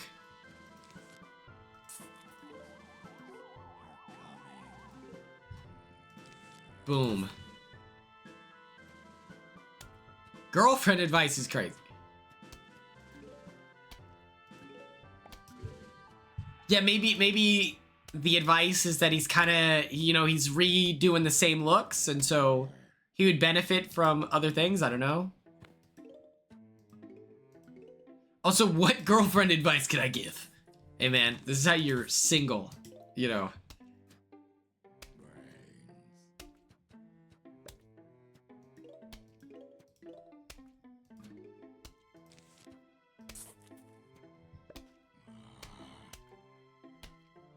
I do think, yeah. I'll tell him that the curls are it. I think that the curls are a look. They're serve.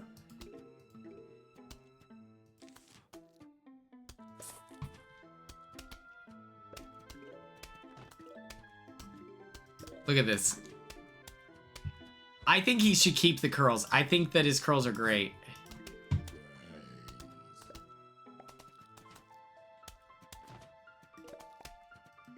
Boom, boom.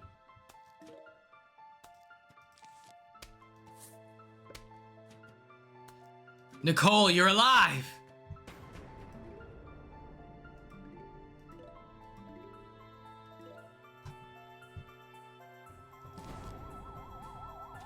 Boom. So what you do is you collect suns, which then it's a currency. It's a currency. The suns act as a currency, and that allows you to buy plants. Now, the plants have different functions. The pea shooter pisses everywhere. Sunflowers, they start making cash. They get you money, okay? Give them $1.50. A week later, my dog brought me back 3. That's what the sunflower does. Now the cherry bomb explodes everywhere.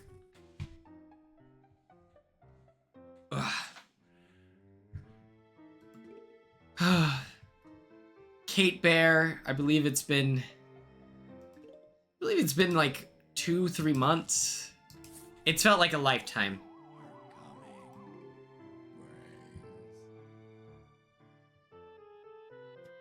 But it's okay. She said she was busy, so it's like we can't be like mad or disappointed. If she has to prioritize her life, obviously.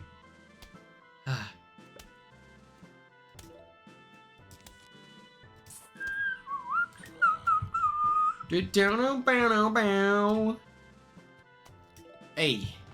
Hey.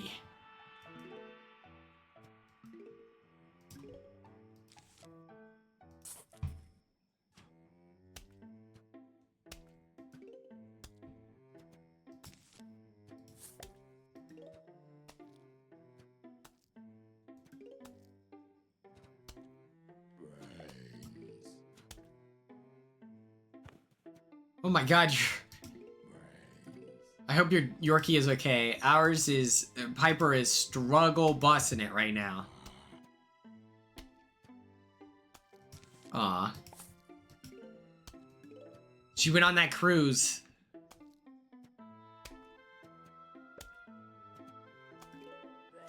Ooh, cognitive dissonance? Bending reality to your worldview? Or attempting? Yeah, I get you. You don't want to... I understand not wanting to bother people. Because sometimes people take breaks for, like, other reasons, like mental health. Or, you know, sometimes you just want to get away.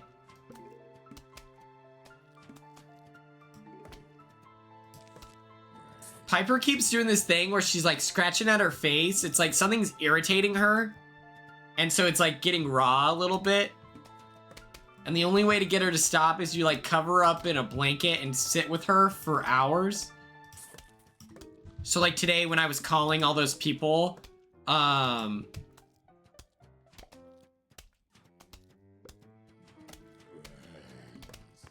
think you should treat yourself, Ella.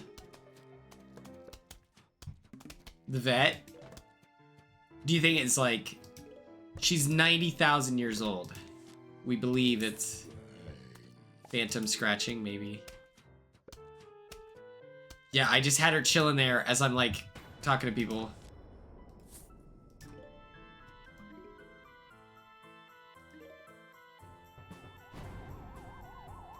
Good night, Carly. Arthritic nerve. Okay, that would make sense. She's so old.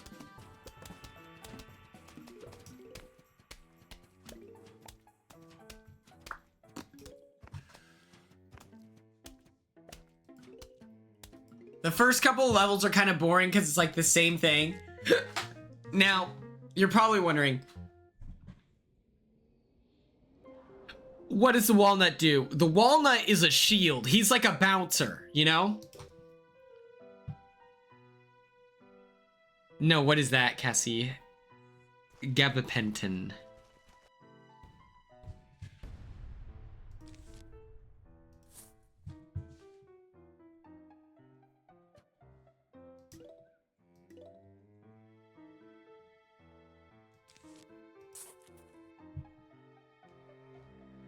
There's also something about this is that about this game that it brings out of me is the fact that I have to keep it symmetrical, you know?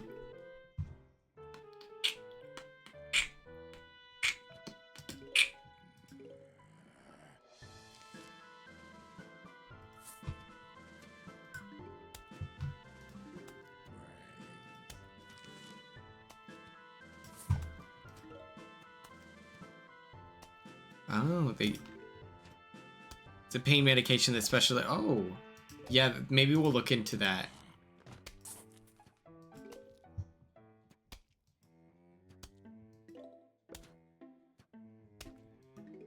Yeah, it's just all it's translated to right now is like a lot more attention to Piper, but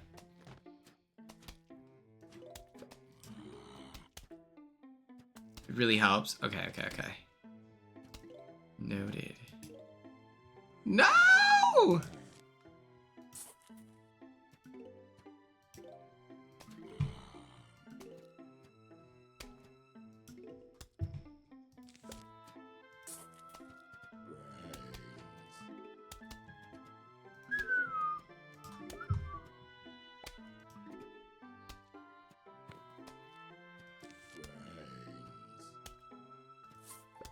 Oh boy. Okay. We may have flown a little close to the sun here. Oh no. Piper's at the age where we're not faking anymore. It's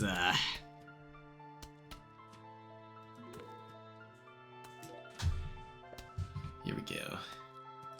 Pea shooter right here.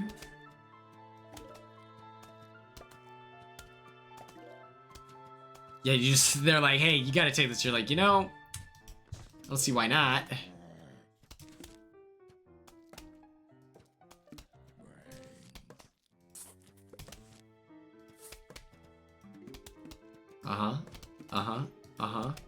Yeah.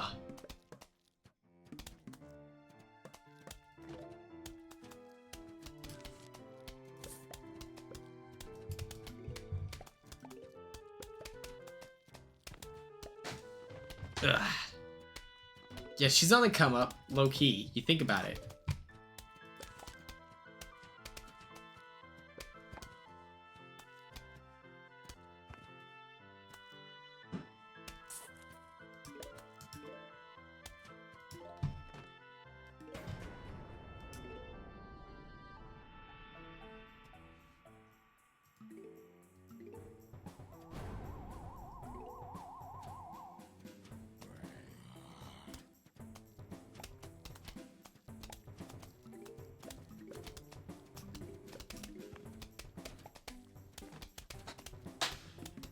I kind of feel bad for Mickey and the T-Core thing, because that's such a funny thing to lie about in the house, and I just want to know how she's gonna respond.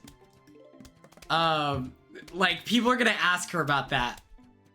Why did you say you bought a hat from T-Core, you know?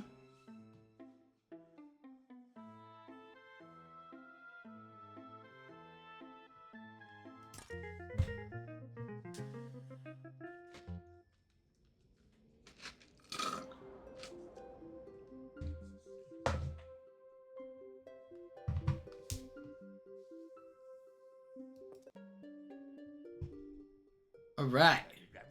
Greetings, neighbor. The name's Crazy Dave. Well, you can just call me Crazy Dave. Listen, I got a surprise for you. But first, I need to clear your lawn. Use the shovel and dig up those plants. Let the digging commence. Yes? This is what she's gonna say. She's gonna say what Riley said. Oh, you heard that? Oh, yeah. You know it's fine. Yes. Oh, goody. Now for the surprise. We go bowling.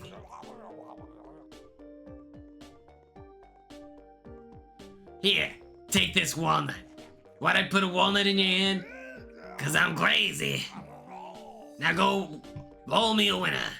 Do we think that Kelly now fully understands it, or is it all... I feel like it was all a bit. To me, I felt like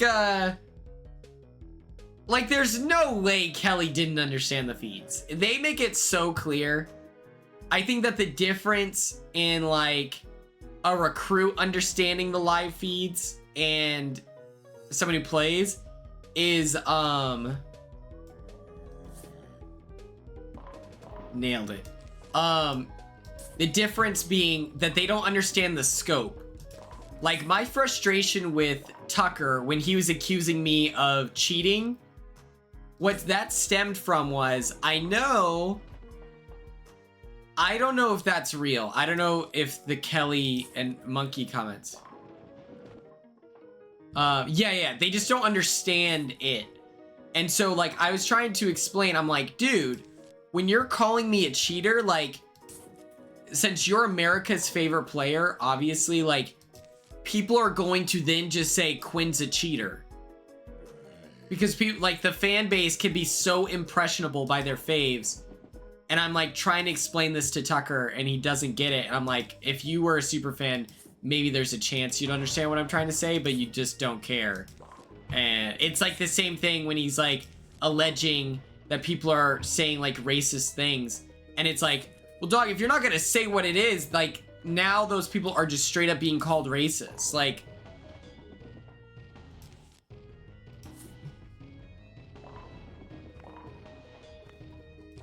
oh wait, hold on.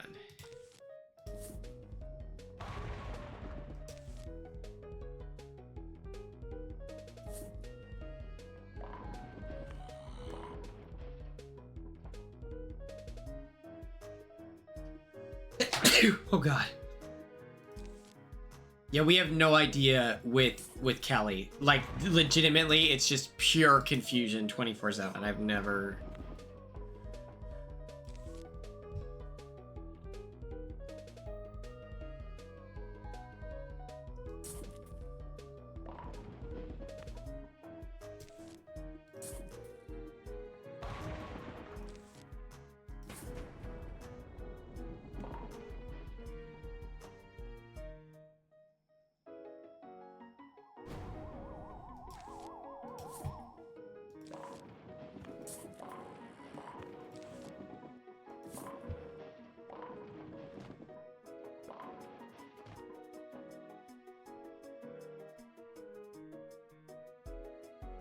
No, dude, that guy, oh my god. I don't think that he should be doing what he's doing.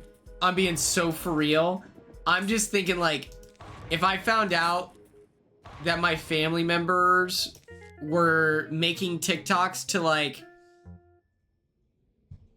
I'd be like, what are you doing? Why did you do that? Why did you do that?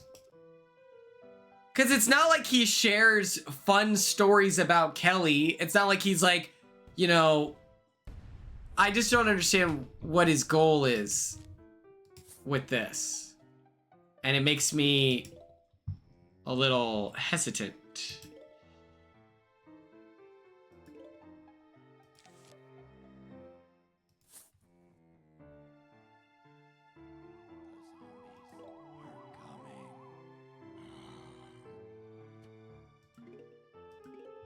Yeah, he just doesn't get it. And I'm like, brother, you got to get off the computer, man. I don't know what the dealio is here, but... So what I just put down here is a potato mine. It sits, it marinates, and then over time it goes up. Brianna, that's an incredible thing to visualize. Thank you for bringing that to my universe. That's crazy.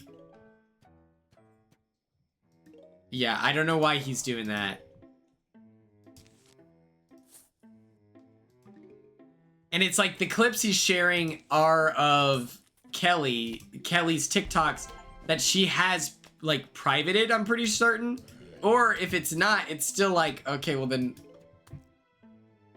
don't you have like family footage? Like I'm a little confused. I might unfollow.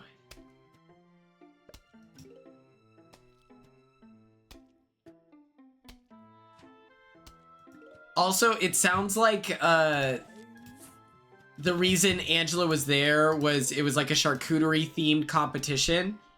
I think that we should have gotten Brooklyn there as well. I feel like that would have been fun. But maybe I'm just a Brooklyn fan.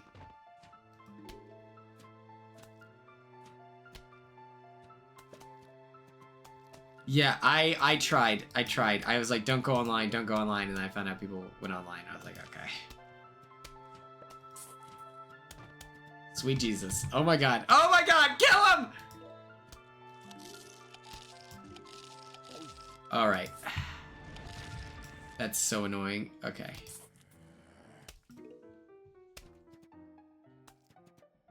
That's true. Yeah. They held it down.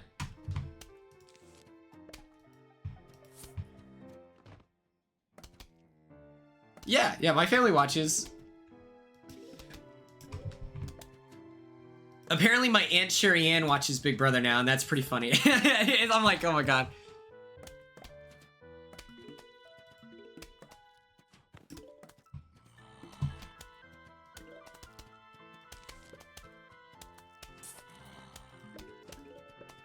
See how peaceful of a game this is? Just wait till it gets crazy.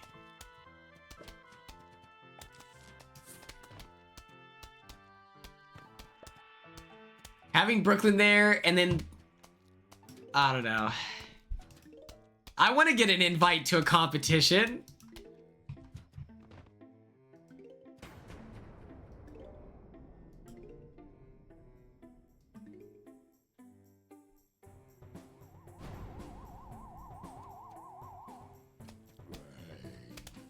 Dude, imagine Quicker hosting the wall or something. I don't know. It does make me question. I'm like, okay, so not on The Amazing Race. Not getting calls for that. I'm like, am I not a star? What happened? You know? I'm like, come on.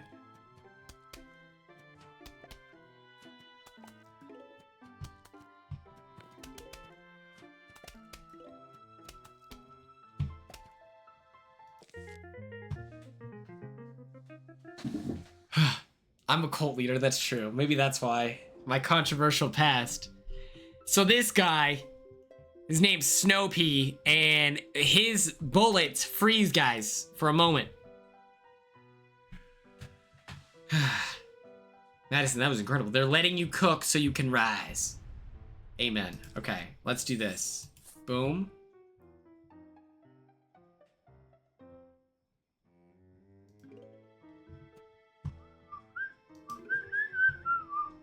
Yeah.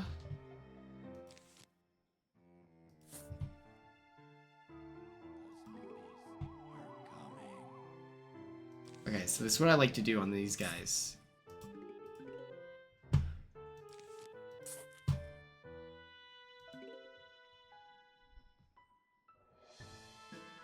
Ooh, did you get like a cookies and cream or the standard flavor? What was the move?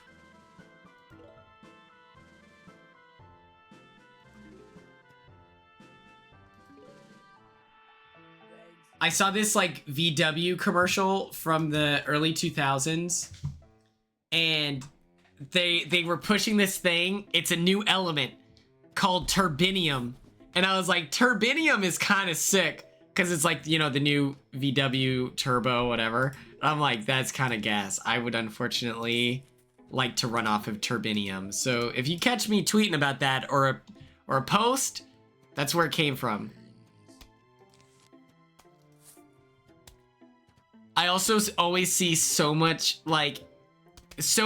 random car guys that always have things to say about VW Beetles, and like, they're unreliable. They like whatever. I'm like, have you considered that sometimes you just want a fun car? I'm like, why? I would just like a car that looks cool, you know? I don't need it to be a Rolls Royce. And besides, Beetles are the champagne of vehicles anyway, so now what? So check this out. For 175 suns, I can slow this guy down while simultaneously doing damage.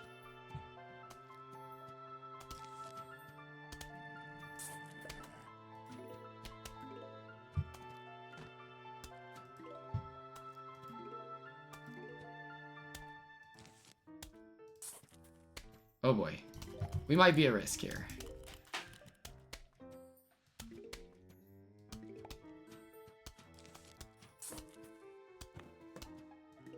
Are you guys feeling the spooky vibes for Summerween?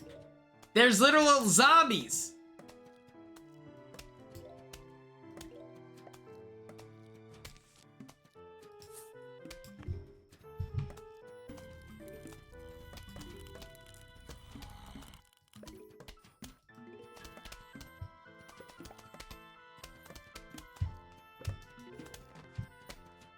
It's a chocolate and vanilla swirl. Nice. Nice.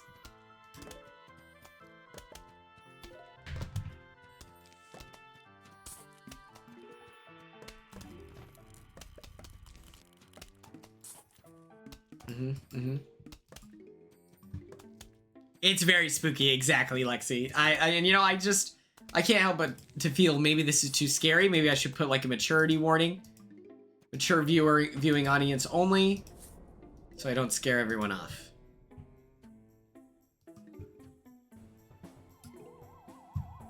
Next up, okay, so what else do I have to do? Maybe I'm going to Vegas. Maybe I go to Vegas for October 3rd. I don't know. Because Vegas is like 3 hours away. That's an easy drive. TBH.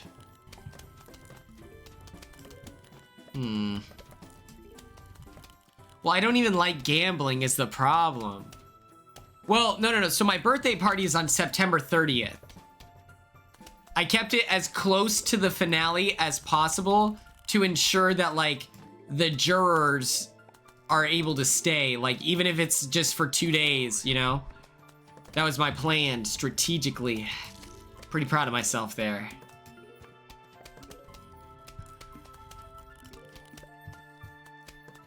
Well, I'd like to hang out with Corey, America, Alex, and Kat. Like, that's kind of the friend group right now. I love Alex and Kat. They have been great friends.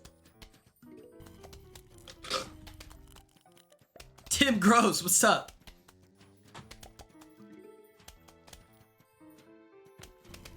That could be fun.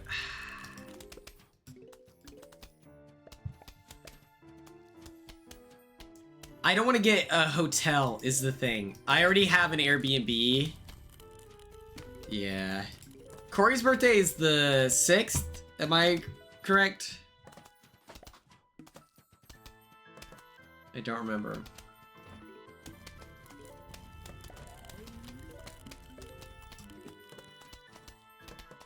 September 1st, that's what it is. I don't know why I thought... Oh, it's today! Oh, my phone's charging. I'm gonna lay... Ah, frick. Isn't it September 20... It's the end of the month? Thank God, I almost wished him a happy birthday. That would have been humiliating. Whew! Bullet dodged. Oh, well, happy birthday to Grandma Cassie. Grandma Angsty.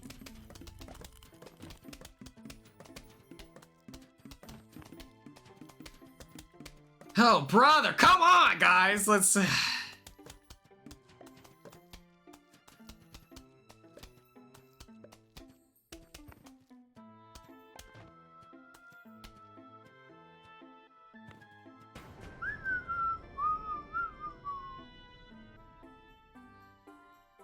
Ooh. Okay. Oh my gosh. Okay. What if I just do this? Let's speed this up. You guys mind if I speed it up? My nickname for her. You call her Trouble? That's fire. Streets call me Trouble as well. What a coincidence. Because I'm always in key. Oh, she calls you Trouble. That's even more badass. I imagine someone with the nickname Trouble smokes 1,000 ciggies a day, drives a motorcycle, gets in bar fights. Oh yeah, we've been celebrating. Okay, new plant alert. Whoop, whoop.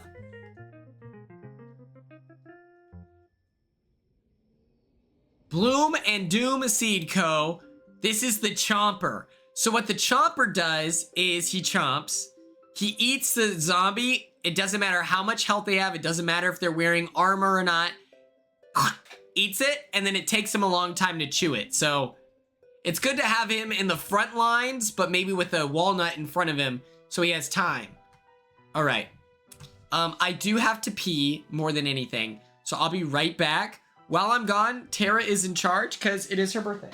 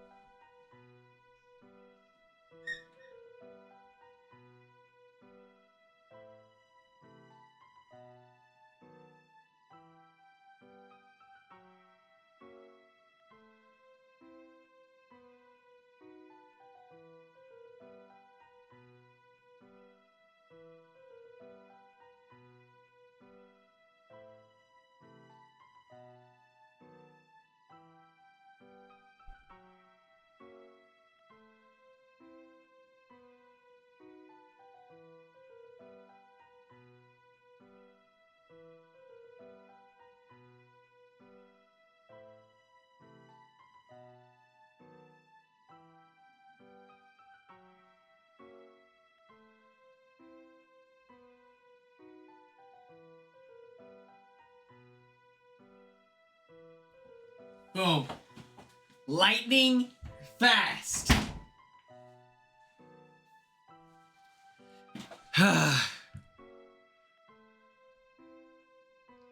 You were gonna do what? How dare you? Okay, here's something about me. When I organize my plants, this is how I like to do it. Okay? I like to do it in order of the cost. So I like to do this, this, this. Yeah, let's do this. The chomper's cool and all, but he's not really my speed. Okay. Let's all lock in. Let's get this together here.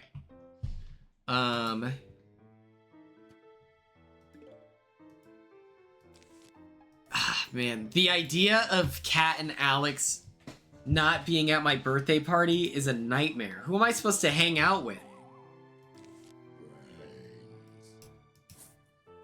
Like, realistically, like, who do I fuck with?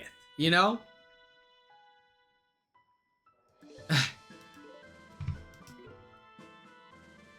Piper right now is like yeah, I guess I'll chill with good night, Cassie. Good night. Treat yourself.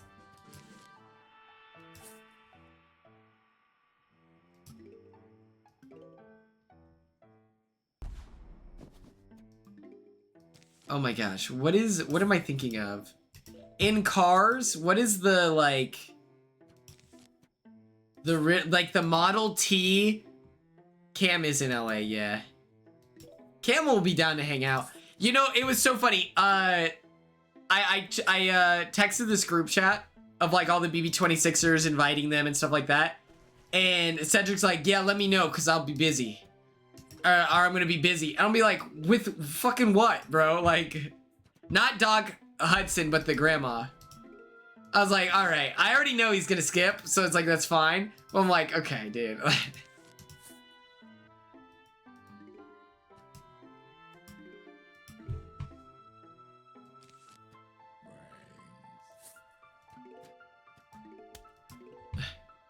The grandma, she's like so old, and at one point Lightning McQueen is like, she's like, you know, if you keep talking to yourself, people are gonna think you're crazy. And he's like, I hear you loud and clear. And she's like, I wasn't talking to you.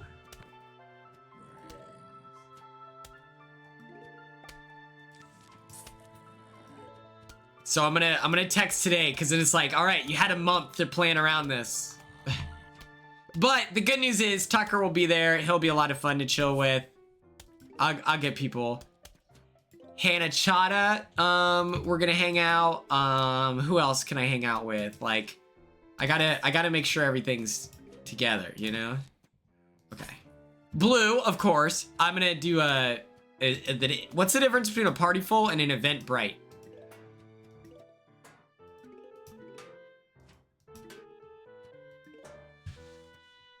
I need to think of a title for this party, okay? I don't want it to be a birthday party. It's got to be like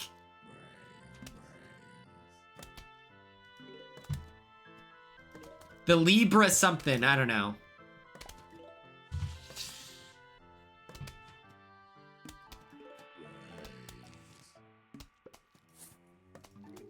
An unbirthday party, exactly. A death celebration.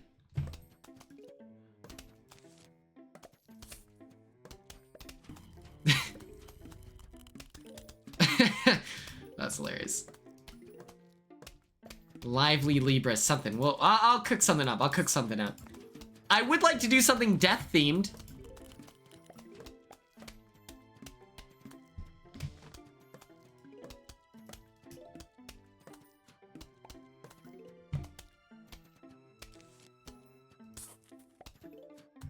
The Legion of Libras. But it's like a party title. It's got to be like The Happening. The Libra.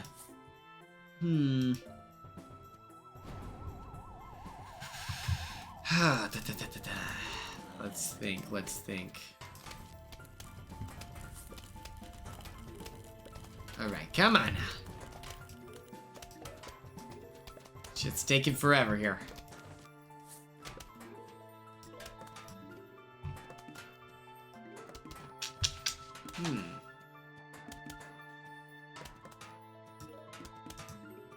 That Amazing Race watch party is gonna be a lot of fun. A minion rave would be kind of gas. That would be sick. Everyone dresses as minions. Quants versus Quambies. All right.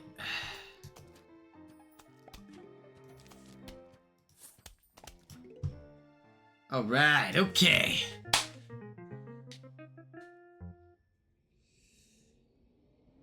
The Quirth Day. No. Okay. Let's see. Jimmy, Tucker, Quinn, Chemo.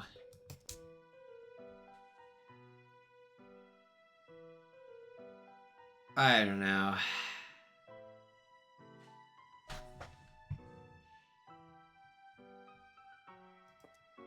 One time I DD'd for people that went to the Shrek rave. Okay.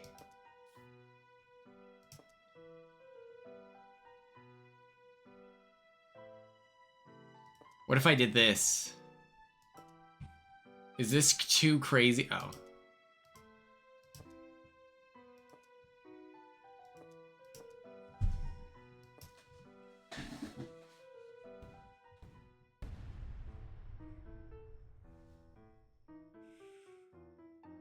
Ugh.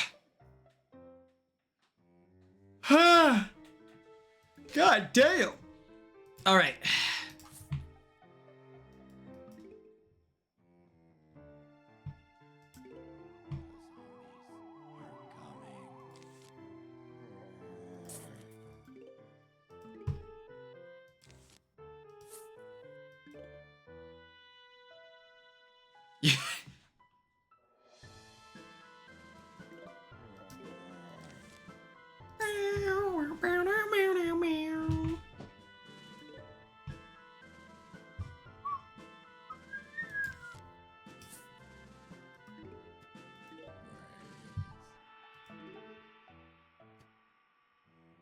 Ooh. Okay, so yeah, you just stay in Florida. Florida.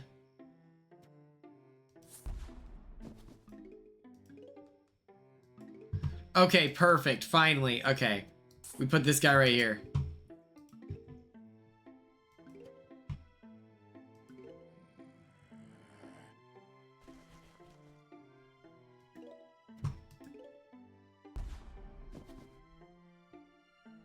Your Coke is room temperature? I didn't know, like, what temperature powder could get, but that makes sense, I guess.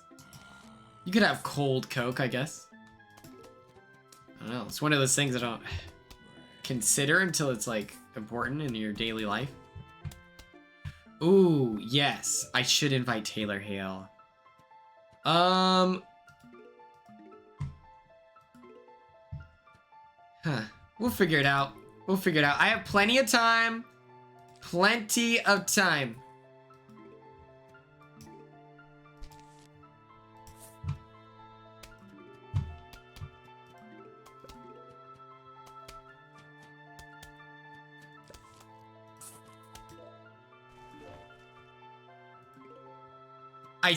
I think Brooklyn is gonna make it out. I hope. Oh boy. Oh boy. Oh boy. Okay.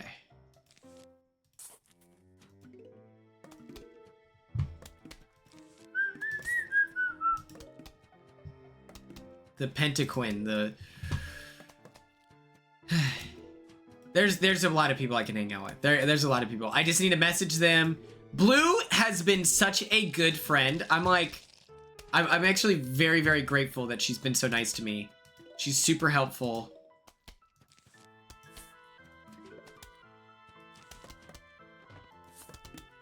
Yes, she's been super awesome. Hit the coin.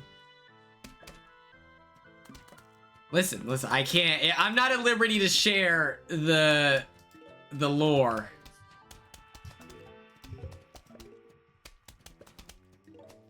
But it's been accurate.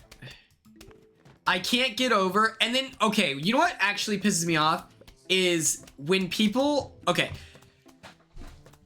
Big Brother Twitter is either the most critical ever about someone, where it's like, someone could say something that is very obviously a joke, and it's like, whatever. And they will be like, can you believe they said this? Or they'll intentionally, like, misrepresent what that person was trying to say. And then simultaneously, people will be like intentionally obtuse about like real world, like, I don't know, misogyny and things like that, where they're like, how are they this? And it's like, oh my God.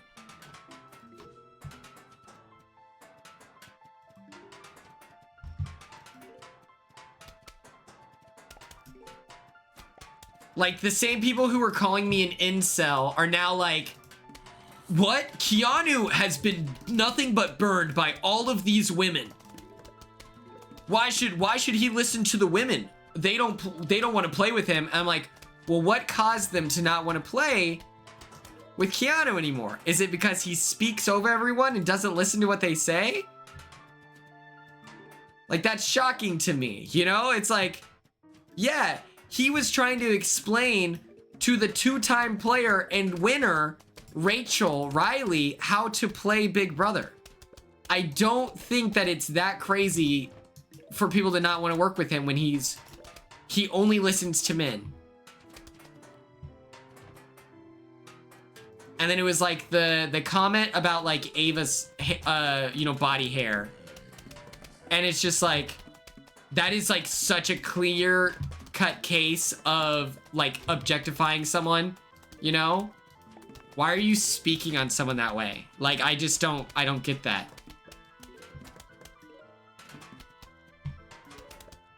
I don't know.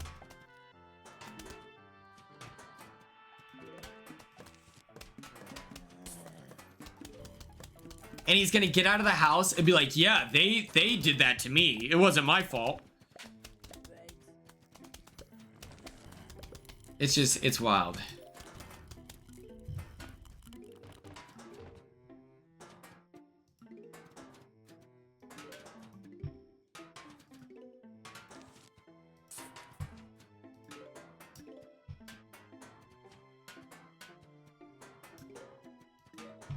They're gonna show footage of him crying in the diary room for being called misogynistic.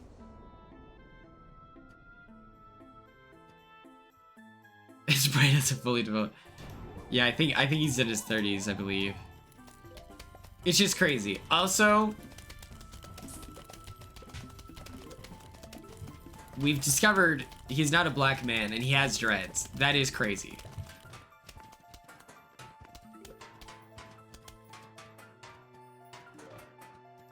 But I know so many people that are younger than me that are just far more emotionally mature, you know?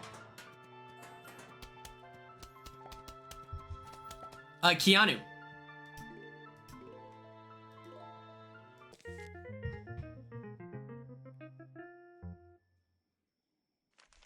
Yeah. Okay. Hello. We are about to launch an all-out attack on your house. Sincerely, the zombies. That's what the zombies sound like in this game. Alright. These guys are about to go sicko mode. They're gonna give it everything they've got. It's my job to defend.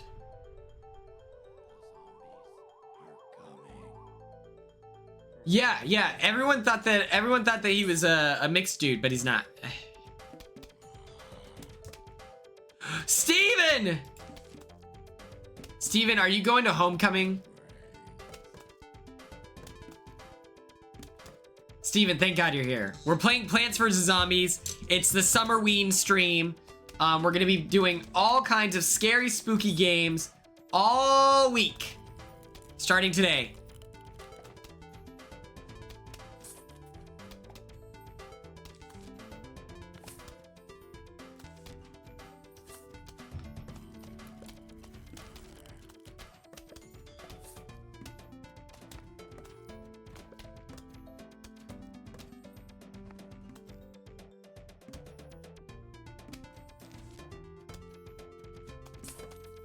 Let's do this. Perfect. And then we'll go right here, right here.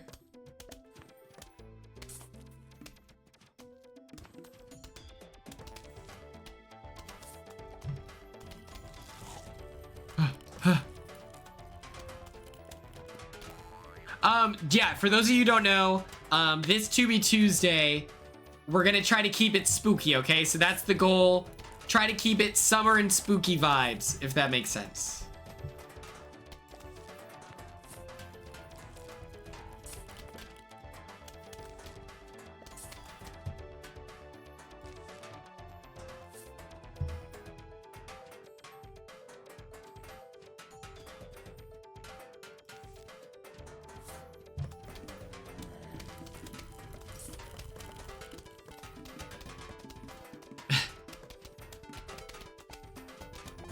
That Saturday, I was gonna go if you went, but if you go to LA, no hook for me.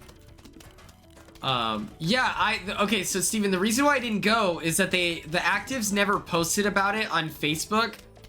So I didn't know what was going on. And if people aren't gonna have like cool stuff planned, then I'm kind of not interested in going. Especially because it's not like we get to meet the like potential new members or anything. So I always am just kind of like, oh, well, they're not gonna introduce us to the guys, so. But that sucks. But your marching parade, that sounds like a lot of fun. Let's put this here. Let's put this here. Let's put this here.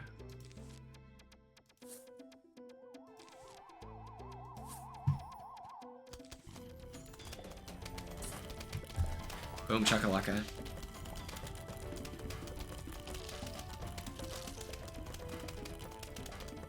Yeah, that kind of it's just like, come on, man.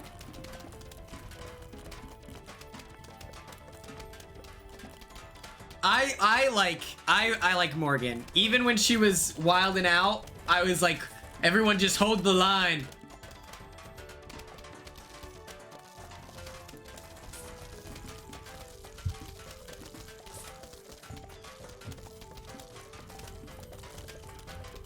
I like Morgan. She's a gamer. She is non-stop talking about game, which is why people hang out with Mickey more.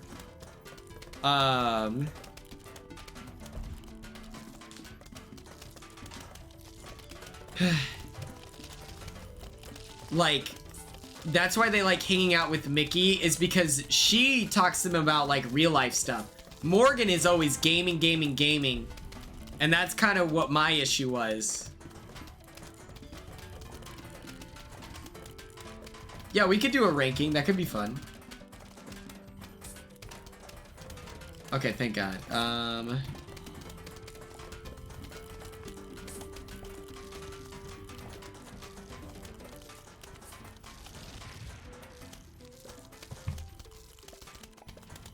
Gross. Quargan streams. That'd be cool. And we're still symmetrical, thank God.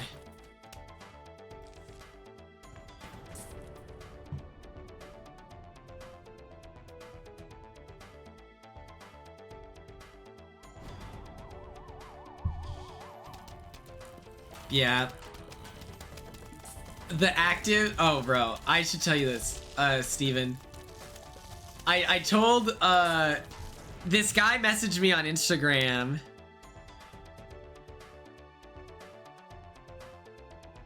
No, Steven and I... Good communicators!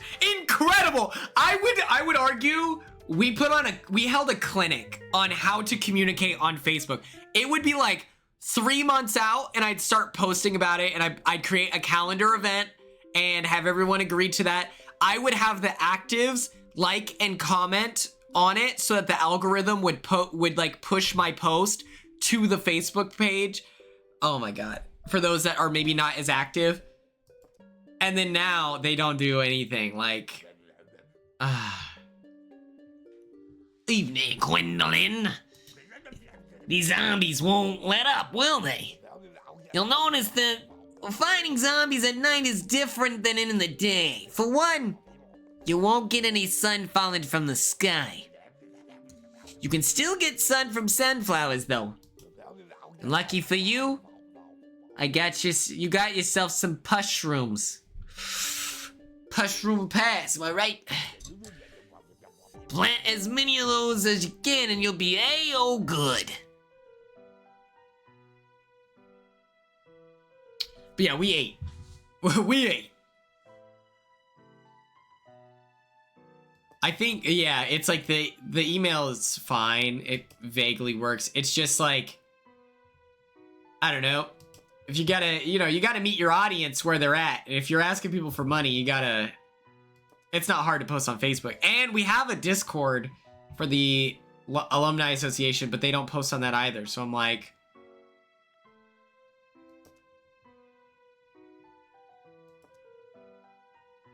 we'll do this. How's that sound? But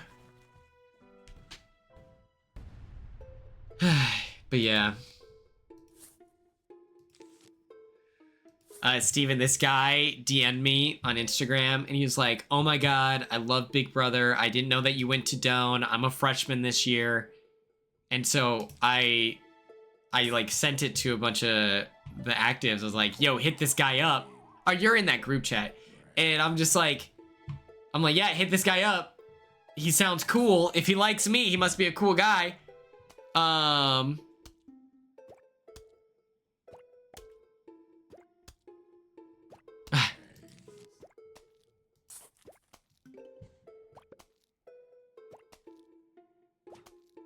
You made a vlog? That sounds fun. Steven, I'm nervous about that all the time. I don't know if I did that properly. I still have my email, so I think I'm okay. Yeah, I want to dirty rush the guy. I want to be like, that's right. You want to be on Big Brother? Join this fraternity. We're cool. But they don't even know who he is.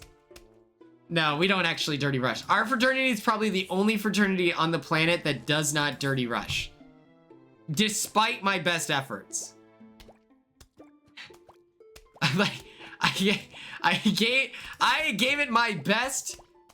I gave it my best effort. So dirty rushing is like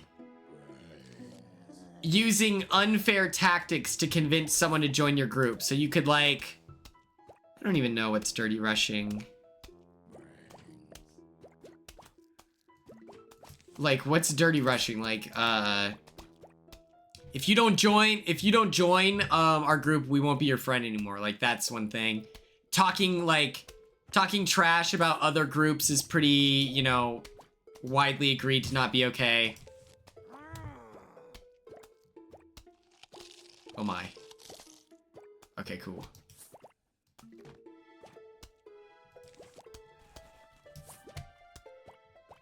No. Hazing is different. That's like, if you want to be in our group, you have to do this stuff. And it's bad and it's evil, like whatever. dirty rushing would be like convincing people to want to join your group versus, you know, you've already given them a bid and now they have to earn it in some capacity, right? I don't know. I think it's so easy. Like, I think the best dirty rush tactic on the planet is to just be like, yo, you should be friends with everyone. And then invite them to rush parties and stuff. And then you would think that that's common sense, but... yeah, I wanted to be hazed. I was like, yo, sign me up. I'm down. I rushed as a sophomore too, and I remember being like, yo, you can let them know I can handle it. I was like, yo, just, you fill them in. Give them the green light. Like, they don't have to hold back.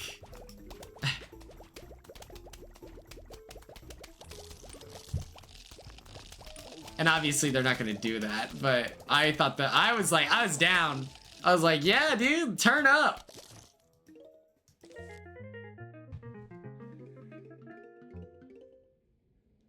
Oh, that's fun. Yeah, there's like philanthropic. Well, the thing is at my school is like, we don't do anything like that, like with drinking and stuff. I wanted it to be more of a cult vibe. I was like, yo, like, let's do like a blood ceremony. Let's get crazy. And they're like, we're not doing that, man. When you collect $750, I'll sell you something really neato.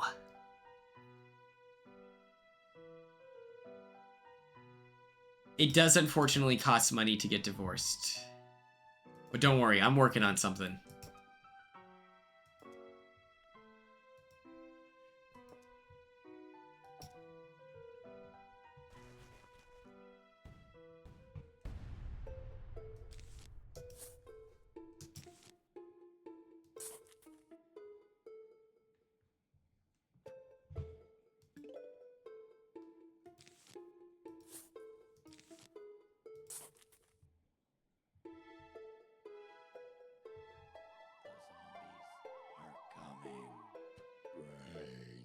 Don't worry, I'm working on it. I've got something in the lab I've been trying to cook up. It'd be a device, make all divorces free. It's a thankless task, but I think it's gonna benefit the general public. No way. No way. Alright.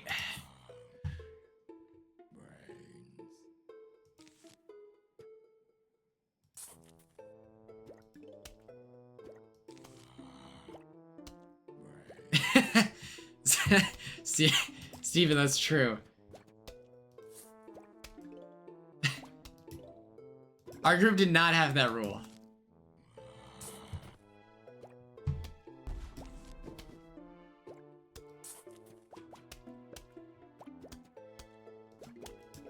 Does it add to the spooky vibe?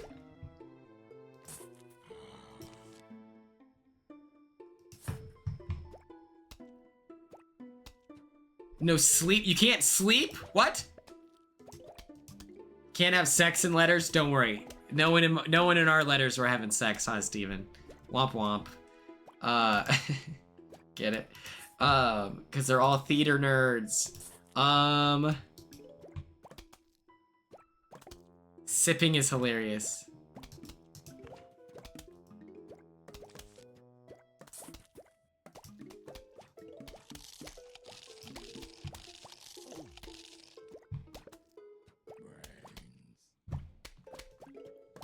Yeah, our group was not very strict on stuff like that.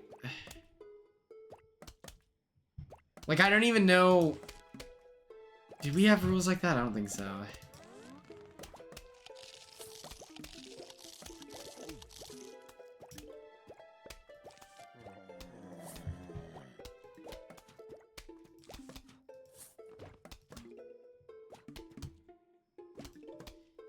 Yeah, the automod is funny because, like, the things that have been approved, you would think that it would, like... There would be, like, a logic sensor in there where it's like, okay, if these following phrases are allowed, they can probably say sip. But then it's like, well, don't get ahead of yourself, buddy. Christine, thank you so much for tuning in. I hope you get a good night's rest. Have fun at work tomorrow.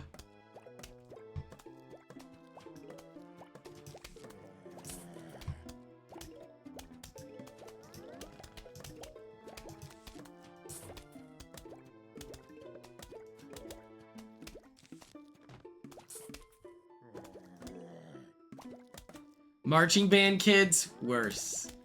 I remember one time our, like, band director, like, we had to have, like, a come to Jesus moment.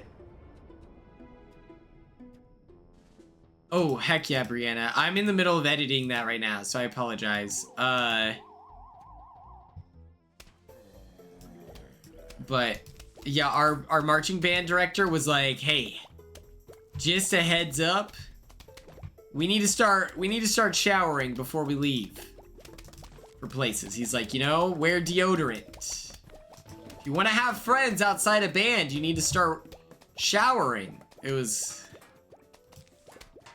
a whole thing. People would bring Febreze. I would bring Febreze onto the bus. And arguably that would make it worse, but it was like, at least it's like smells so strongly of like winter breeze and not ass crack. Yeah, it was crazy. It was like...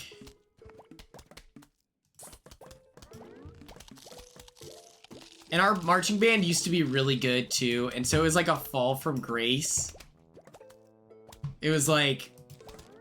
It went from like a band of musicians to people who were just like in band just to hang out.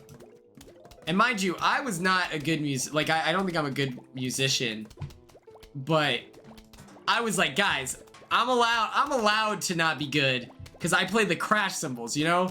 If you're playing the trombone, you gotta lock in a little bit and practice, like...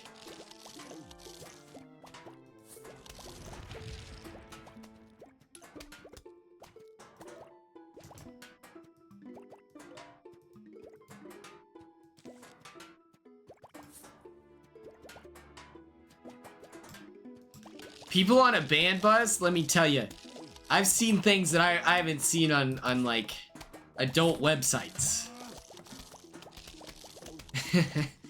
I was on cowbell for a while. That does hurt. When you get put on cowbell because you can't play crash cymbals, that hurts. You know, that's like... I think if you play the crash cymbals, as long as you have like some rhythm, which I have rhythm, but like it's more about being able to be a performer, you know, like you're good in front of crowds and stuff like that.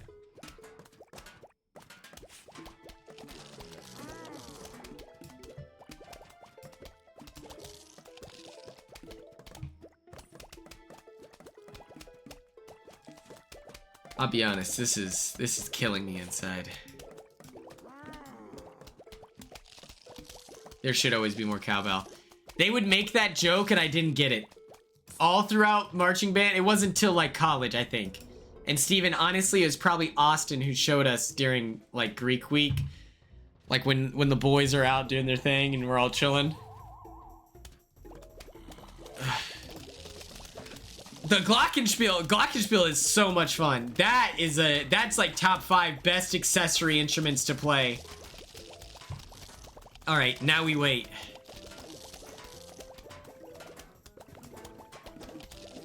Yes. Dude, I'm telling you. This guy's so cool. Mentality, I have exactly 5 days left. I'm just gonna wait and last minute do it. All right. Madison, welcome, welcome.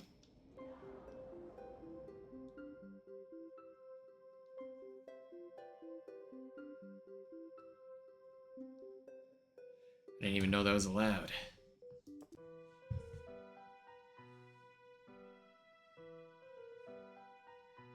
All right, 0, 25, 25, 50, 75, 100. Let's rock.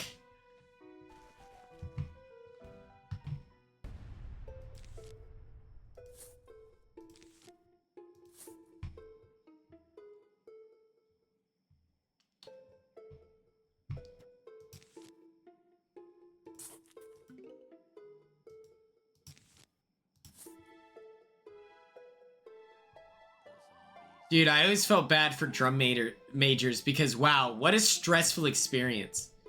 You have to keep you have to be on beat the whole performance, and people are looking to keep you locked in. That sucks. I was always like, you know what, guys? Like, shout out to you, because couldn't pay me to do that. That is a toy from Small Soldiers. It's Insaniac. I have a TikTok posted about it.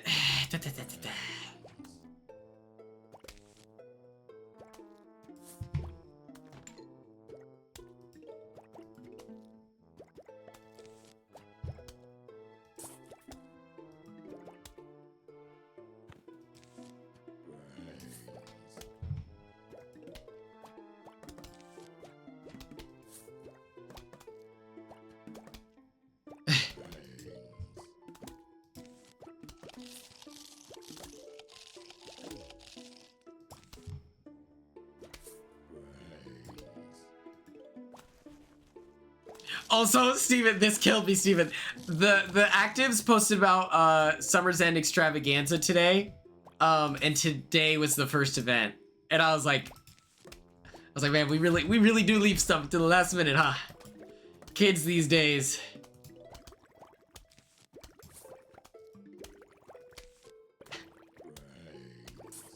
I'm like, oh my god. Alright, so what this fungus does is he shoots through the shield.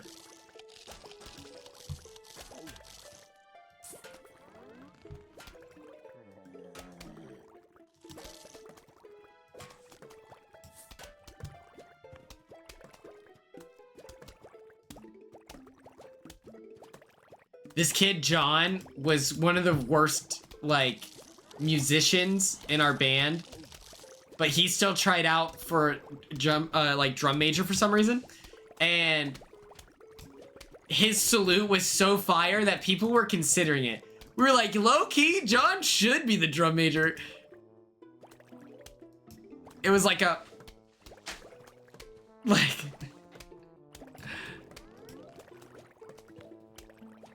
It was, he had very clearly seen it on YouTube or something like that, but I was like, yo, that's gas, actually.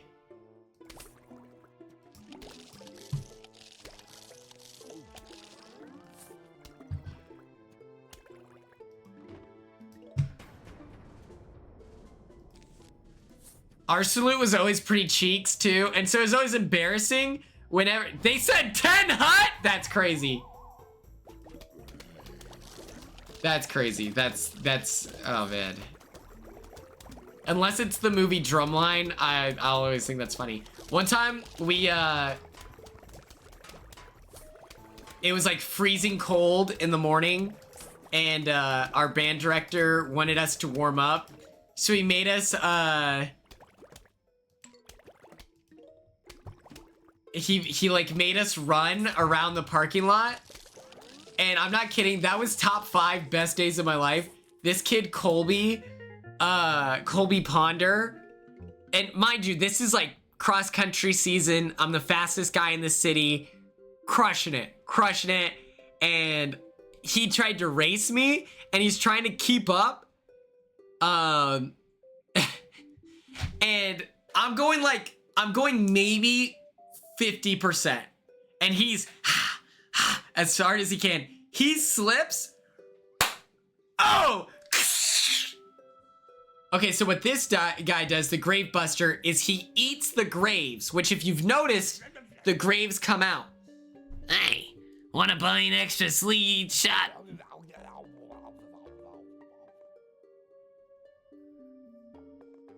It'll cost you $750, but you'll be able to choose 7 seeds instead of 6. How's that sound? Sounds like a great deal. Alright, and hey, when you save up to $5,000, I'll sell you an 8-seed upgrade. Check you later. He biffs it. Skins the, like, all the skin off of his knees, legs, everything. He then is limping for the rest of band season, like marching band season, because it hurts to move his legs because he scraped them. That might be the funniest. Like, that was the best day of my life. That was so great. In that moment, I peaked. Just nailed it. Okay, what was I?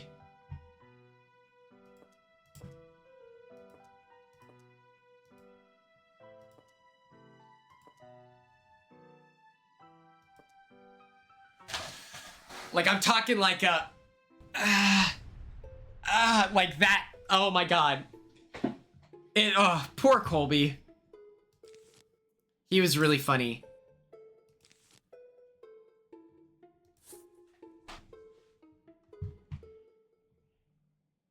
The woman I asked to homecoming my sophomore year is who he wanted to ask, and I'm not kidding. He had something planned to ask her that day, but I had already done it, and he still asked, and she was like, "No, I can't, cause and he tried to guilt her. Oh my god. He's like, I care about you. I don't know why. And it was like a funny rivalry. Good times. His dad was, I don't hate him. It was just crazy. It was like a ridiculous person, you know? No, Quicker was like more even, like the score was even, you know? This was very much a like JV versus varsity situation. Oh, probably. He took it too seriously, and then it would be like, bro, it's marching band. Let's calm down. His dad was in the army, so then he thought he was in the army, even though that's not how the military works. So that was hilarious. My friend Antoine would laugh about that all the time. Where it's like, why are you standing at attention right now, man? Why does your dad keep telling you at ease? That's crazy, you know?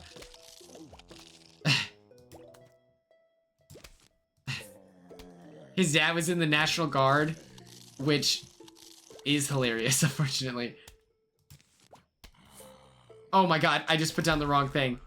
Oh my god.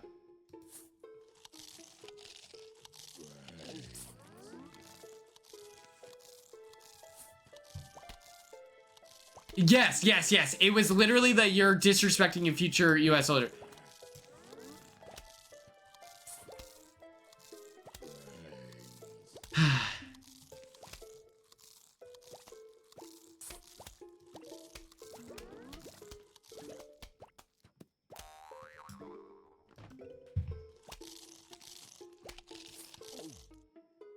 Oh boy. Oh boy.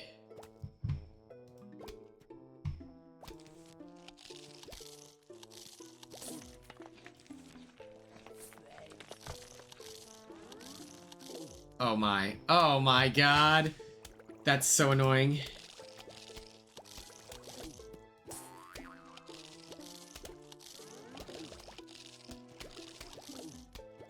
This is so lame. I'll just let the lawnmower get him. That's so annoying. I kind of zoned out. This is a prison of my own creation. Oh no!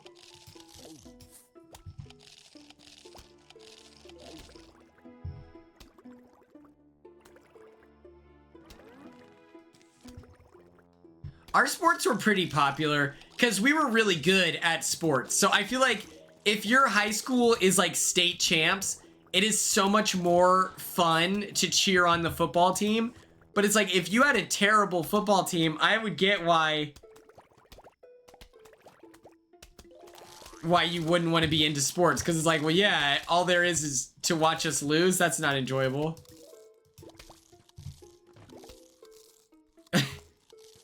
Don't worry, Steven. This is the year. This is the year they turn it around, baby!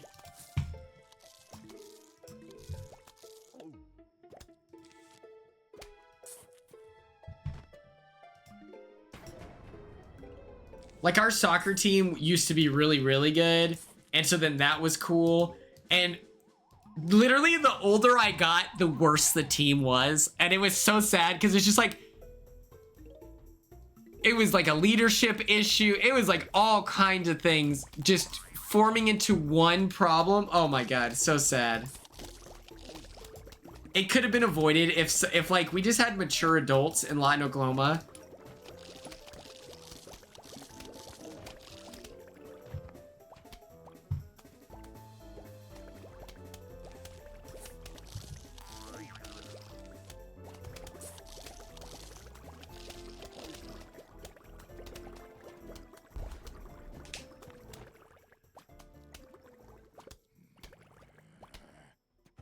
No, Terranoia, that's hilarious. That's awesome.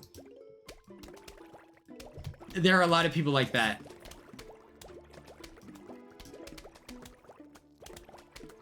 Absolutely.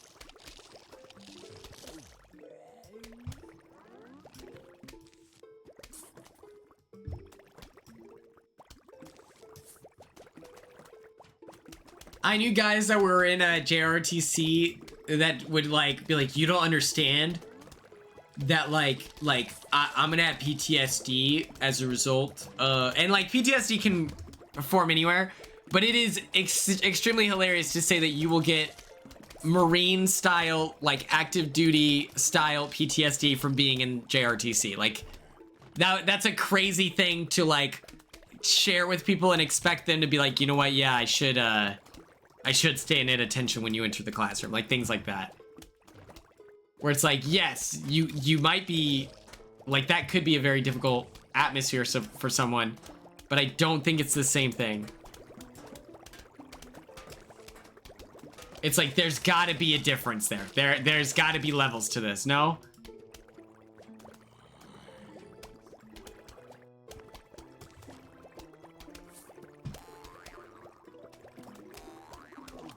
He fights kids? Okay, he's kind of winning me over. That's crazy. Is it to feel tough? Like, I don't understand. That's so wild.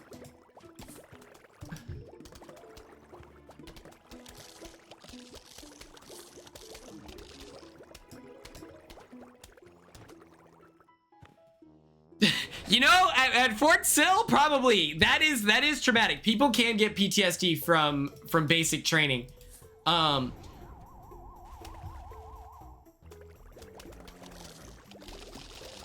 it's like it's not the same. It's like, you know what I mean? Where it's like, come on, man.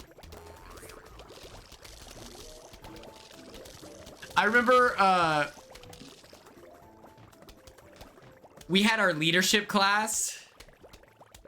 And one of the guys was oh yeah, we should do the hear me out cake. I'll send out a Google form for that tomorrow.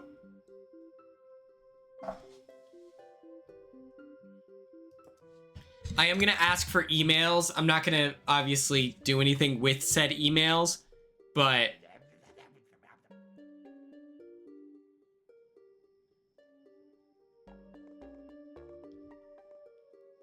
you know.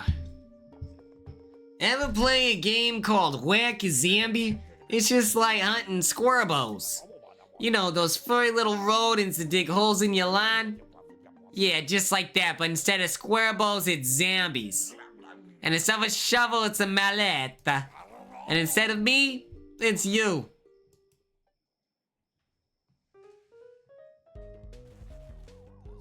Boom.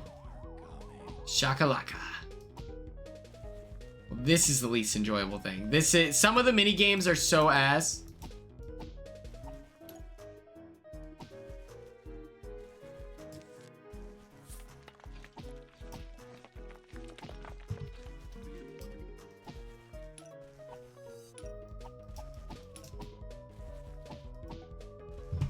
Squirbows. What the? Hello?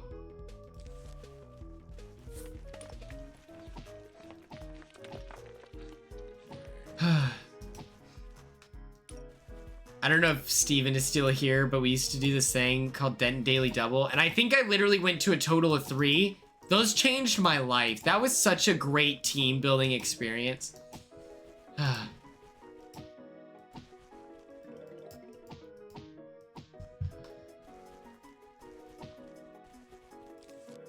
It would be like a burger for like $3. It was crazy. Burger and fries.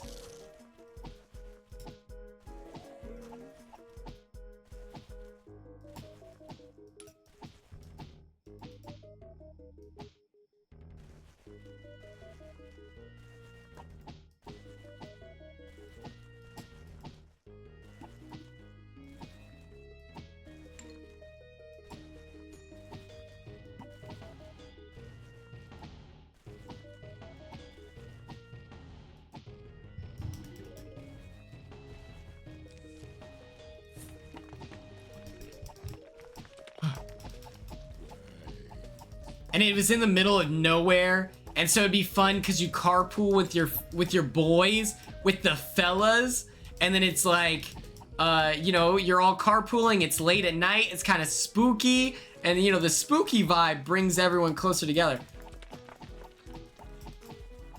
But I don't even know if that's a thing anymore.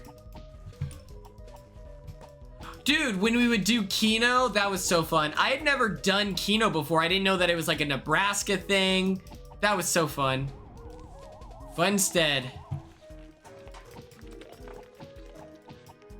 Holy Jesus. Holy Jesus. That was insane. Oh yeah, we can do today's Wordle.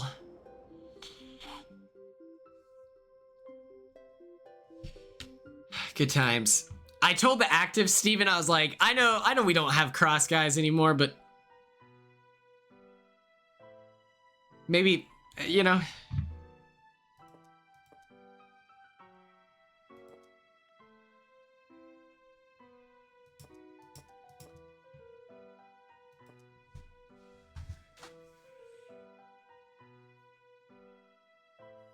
And then we'll do, it's so good they probably don't do anything fun. That's probably true.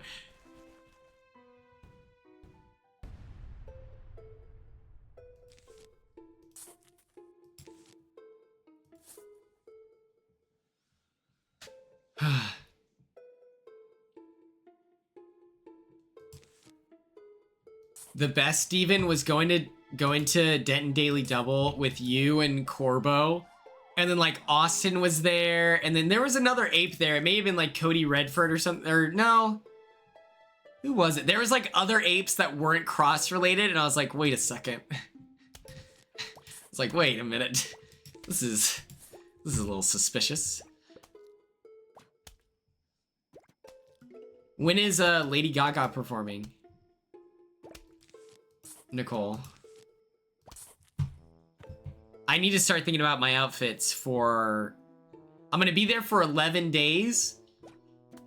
I don't think it's wise to pack 11 days worth of clothes, but... So we'll figure that out, but in the meantime...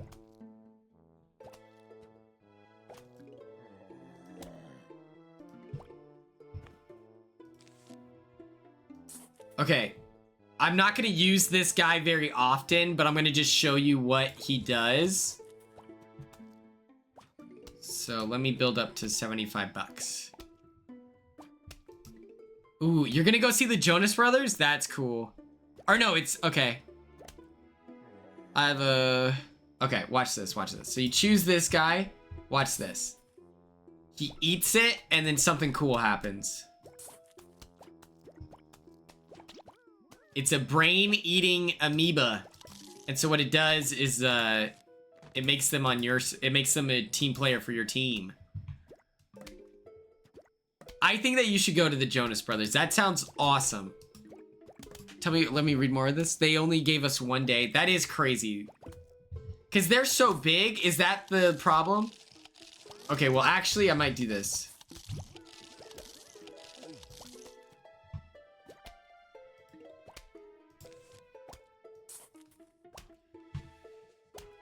Oh, Jackson. Yeah, he was there. I don't know who else was there. It may have been the... I don't know. I don't know. But it was so much fun.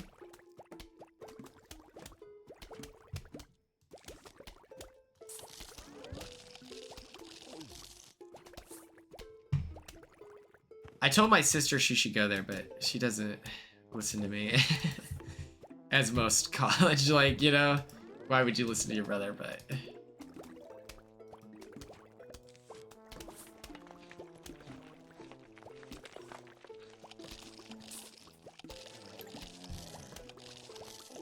here we go.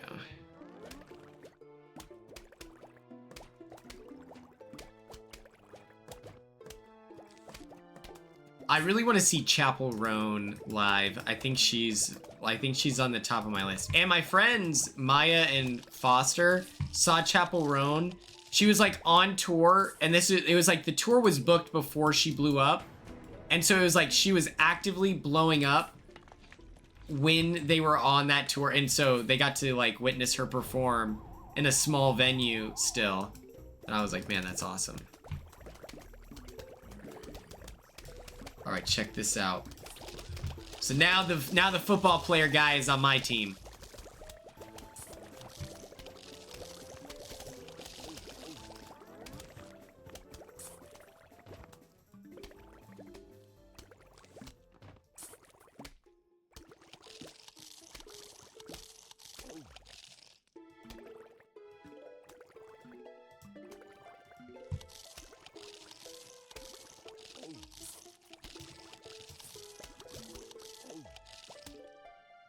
My goodness gracious.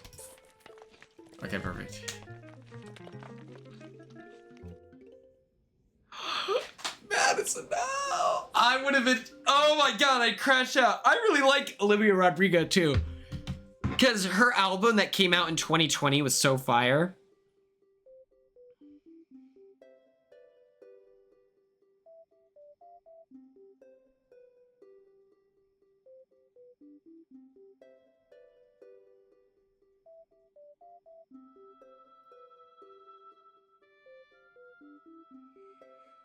Oh boy. Okay, this will be our last level. This will be our last level.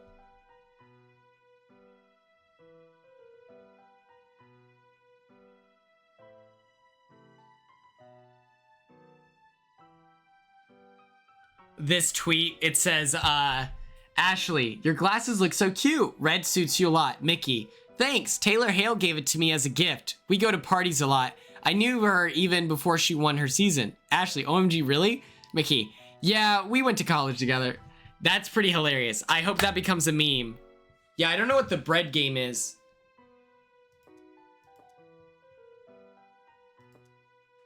If anyone knows, feel free to share.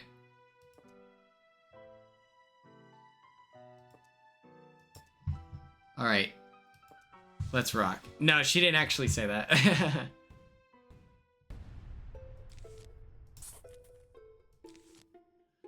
Hot dog.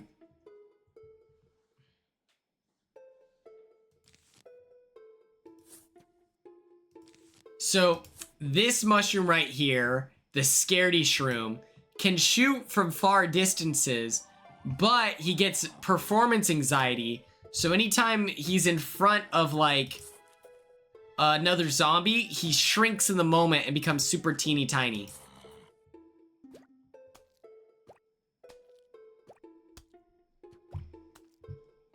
The game that we played, oh my gosh, we played Mafia all the time. That was crazy. I was like, guys, why would we play a social strategy game about lying in the middle of Big Brother? Like, I don't want to give away my tells. We'd also do, this is a game of concentration, no repeats or hesitation. The category is, and then it would be, you know, cats. And then you would name different types of cats until someone repeated. That was the game I liked to play. I also like Wakiki. Wait, I thought that one of the redhead, the ginger one, I thought he made it. I thought he so they got rid of Please Don't Destroy. So they got rid of Please Don't Destroy. They broke up the group? That's so dumb, bro.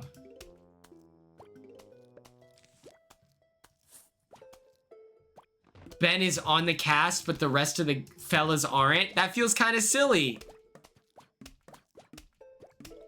Please Don't Destroy is like a comedy group, and they are so, like, everything they do is built on, like, absurdism, being ridiculous. Like, they are so funny. Like,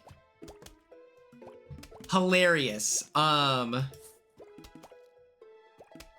Yes, on SNL.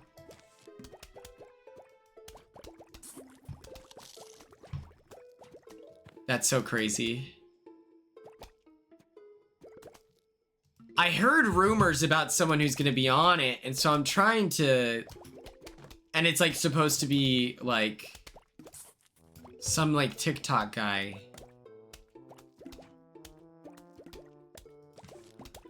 But it's just crazy to me. I don't know why they would separate a comedy group like that. Please Don't Destroy has a movie, and it's so good. I don't know his name. It's some TikToker. I saw that girl Veronica got on. I was like, that's kind of cool. I've watched her TikToks before.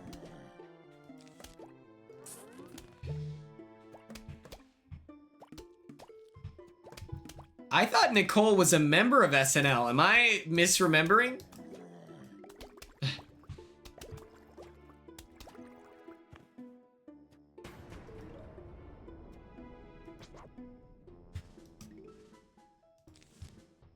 I don't know. Oh, wait. I can't do that. Hold on.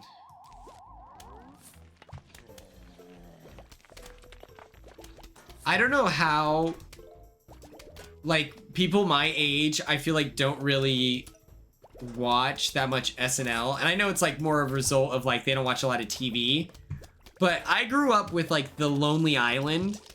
Like, that was... To me, the funniest thing that's ever been done in the history of ever was The Lonely Island and their skits. And so I'm just like... I'm like, how did they fumble the bag on our attention? They had us in middle school. I guess I didn't know they were part of SNL back then, but it's like, that shouldn't be like that big of a deal breaker.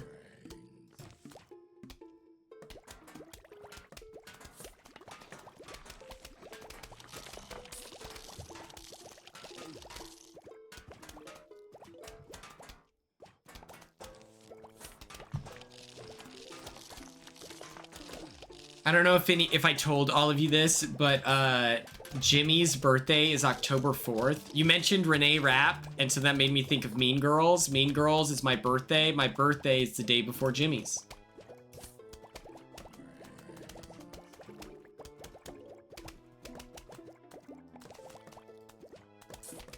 Nicole, okay. So you know how it's like every man believes that he can land a plane? I feel like you were in theater. Do you think, like, picture this, you get a text and it's from Lauren Michaels and he's like, hey bestie, it's me, like, I need someone to step up for, like, the following skits tonight. Can you help? And do you think you would crush it or what?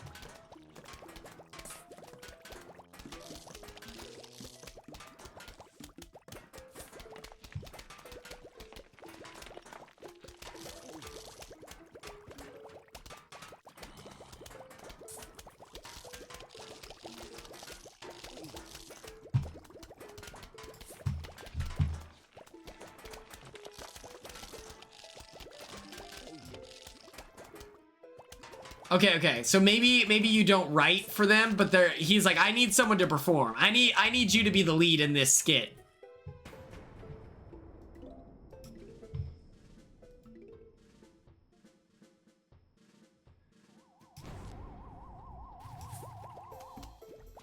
All right, check this out. Boom shakalaka. We're just gonna let the magic happen.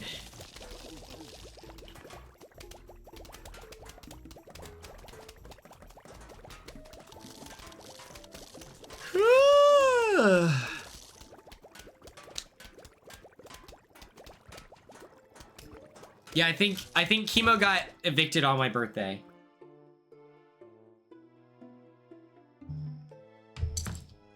I think. Because we waited for him to get there.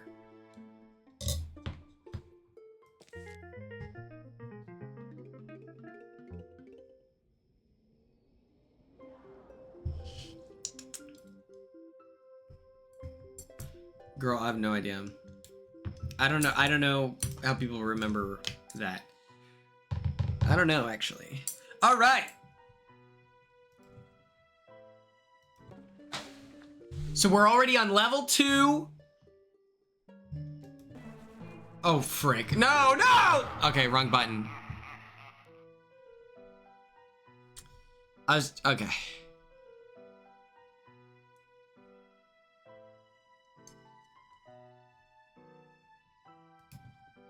My controversial opinion in regards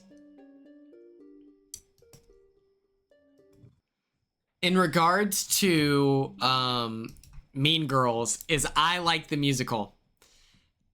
Like the movie musical that they put out, I thought that was good. I really liked what's her name? Karen. Who's the not as smart one? I think she's the funniest one. Like I thought they all killed it.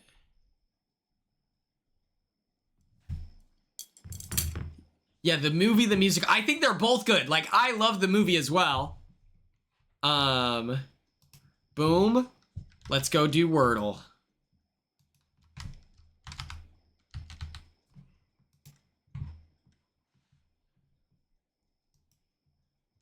All right.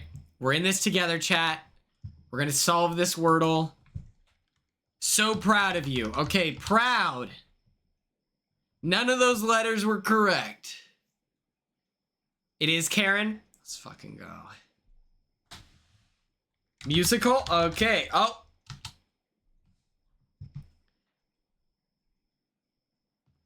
So it starts with an M. We know that for certain.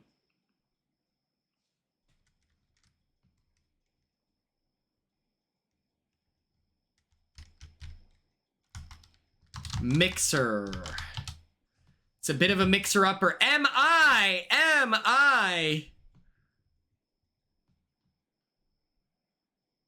They picked your friend. That's badass. You know, my friend Jace.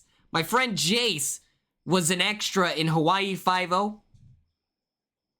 He was in the prom scenes, and he and his friends were wearing suits, and they made sure that they were behind the camera every single time they were rolling. Maybe Minty? All right, so we know M-I, and there's a T somewhere.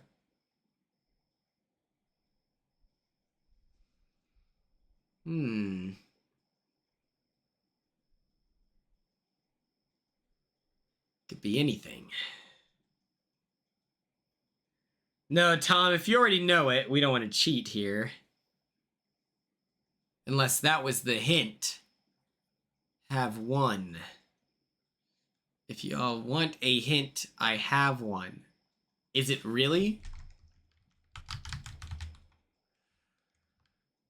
Well, I mean, y'all give up. Maybe it's might? Paranoia. Way to frickin' work. Okay. Next up, we'll do some spooky themed Wordle.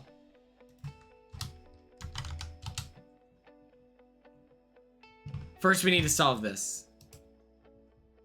We're in this together. Before I can do a custom game, we gotta solve this. Spooky Wordle, yep. Audio. I always think it's so funny when someone sends their first word and none of the letters are on there, and it's like, well, aren't you let down?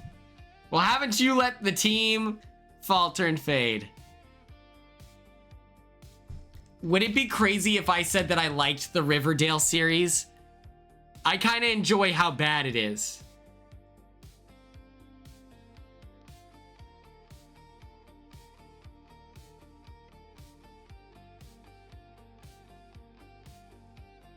Madison, I think I saw that same video.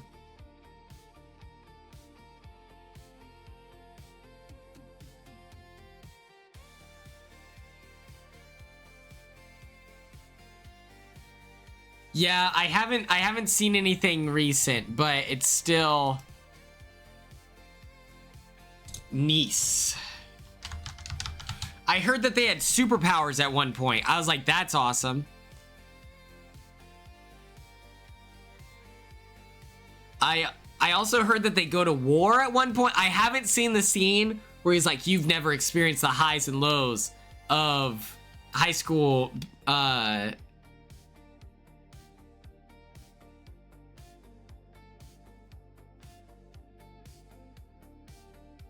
Oh, I see. At the start when it was a murder mystery was so awesome.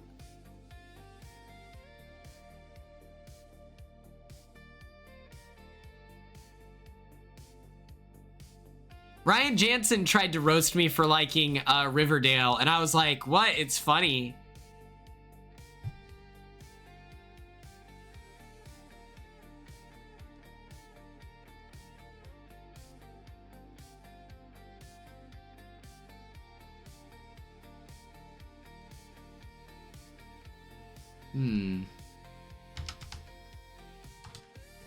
Okay. What if...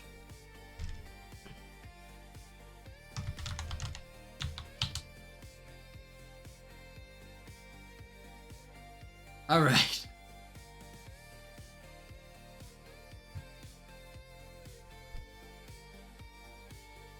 So there's an S. The N has to go either here or here. The E... here?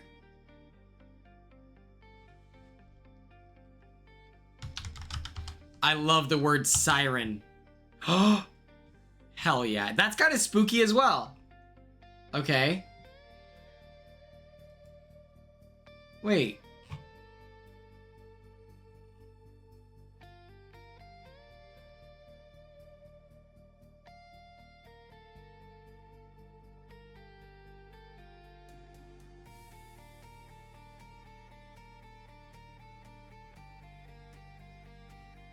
Wait.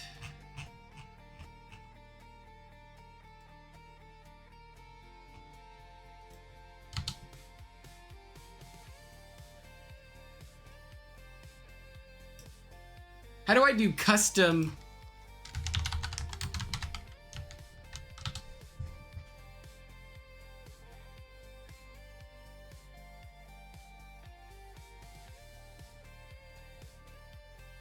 All right, well, I won't be doing that.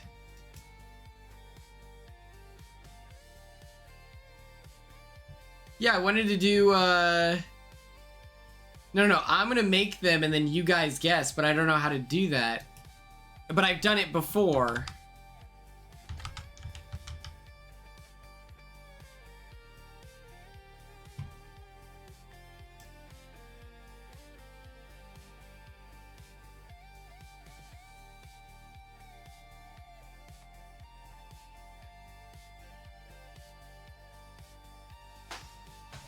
Huh.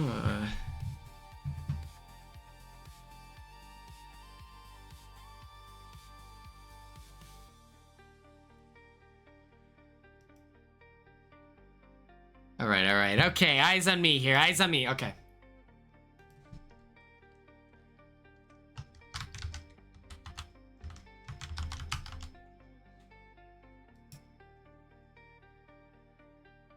All right. Here we go. It's spooky themed. This is Summerween, of course.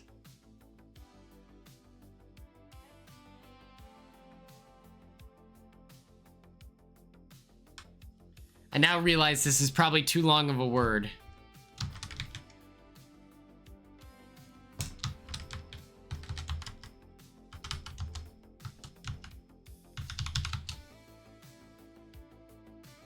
That's too many letters. Yeah. Don't worry.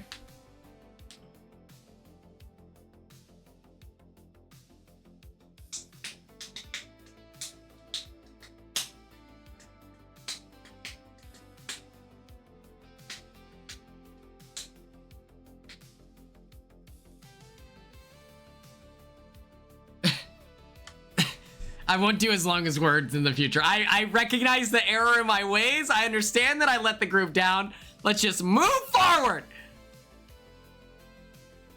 Wordle really is Hangman. After Steven said that, that's all I could think of.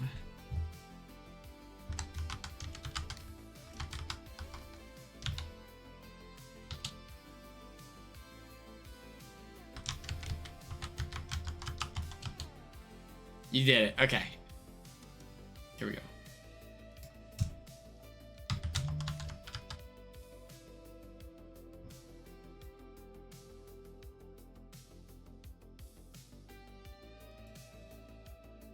Here we go. Spooky themed. It is spooky.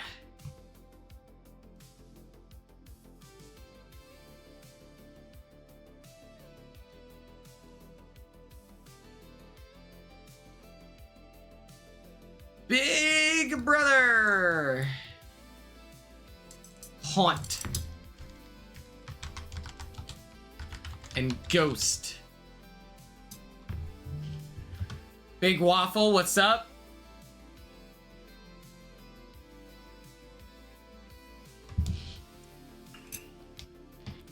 I still can't believe Big Waffle is friends with Bretman Rock. That was crazy.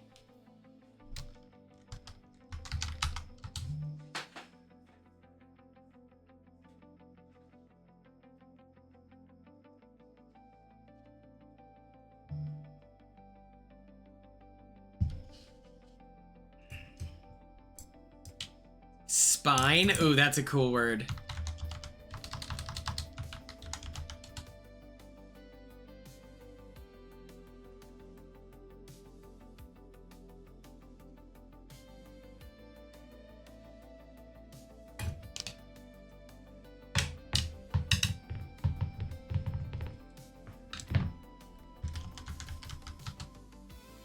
Ta-da!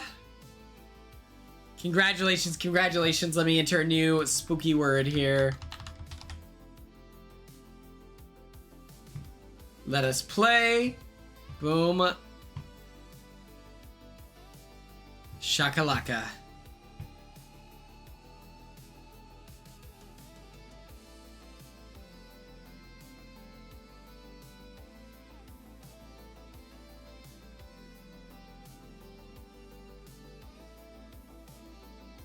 You're bad at it is tough. Zombie.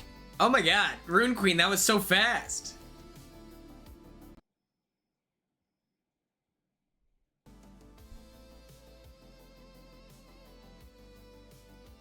You want to guess zombie again? Fuck it. It is not zombie this time.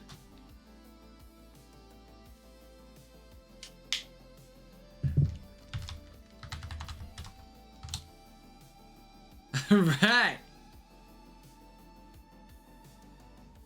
That was incredible. That was incredible, Madison.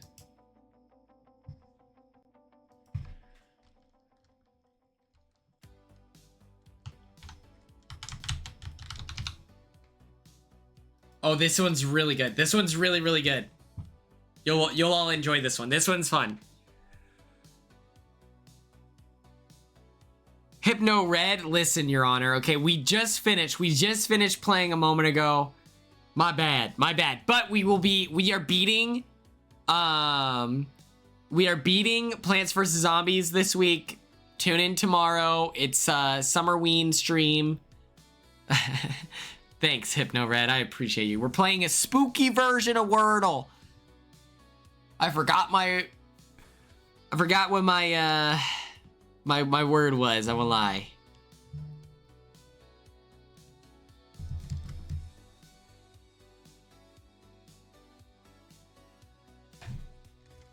Ooh, pumpkins is a good word. I should have done that.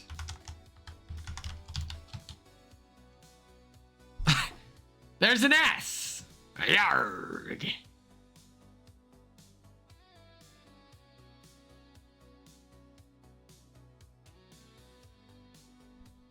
Lego Harry Potter on sale for Xbox. You should get it. Lego any video game is really, really good.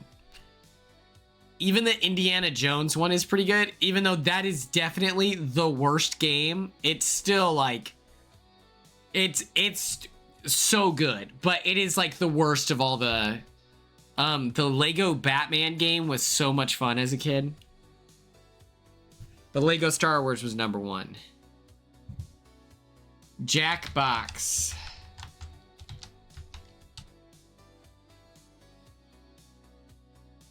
Let me look into it. I'll look into it. No guarantees. Jackbox again. Okay.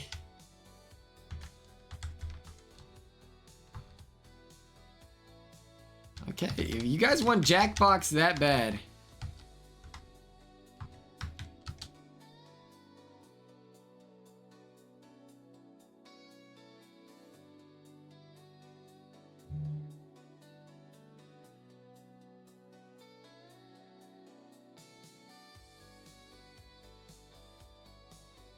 Alakazam.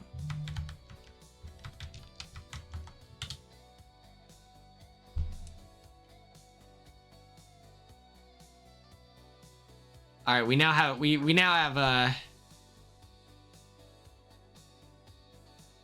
gonna look into it. I'm not gonna do it on stream.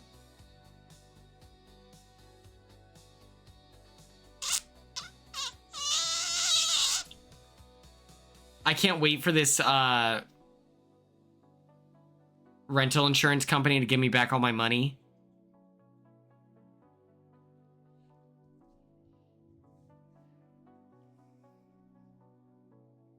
And the expiration date, yeah. I don't know where my wallet is at the moment, actually, so.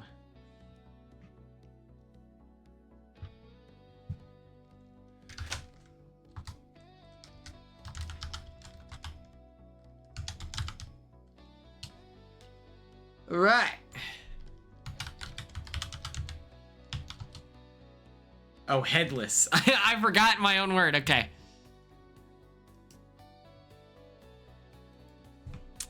Let's see.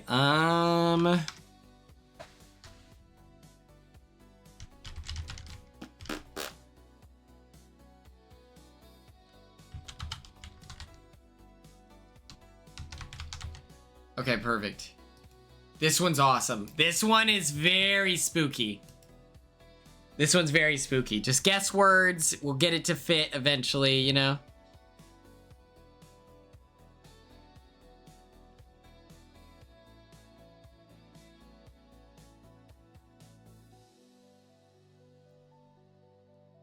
Ugh.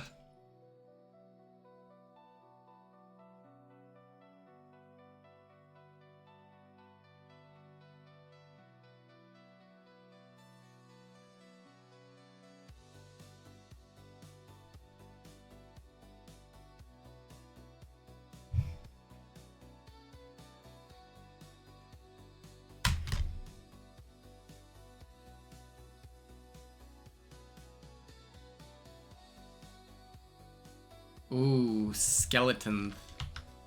Oh, what the? Hello? Is not. Scarecrow is a fire. Oh man, I should have done that myself. Okay. This one's nightmare fuel.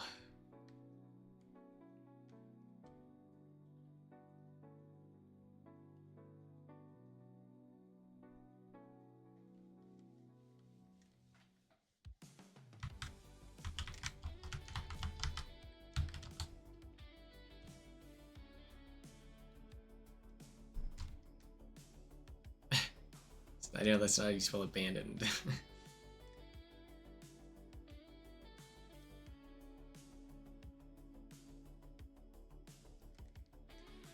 We got an A, we got a B, an R, an E for sure, C, and a for sure D.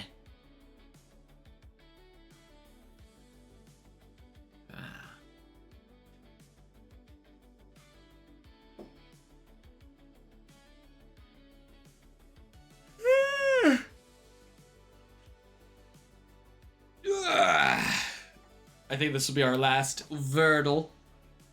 Ugh. Heather!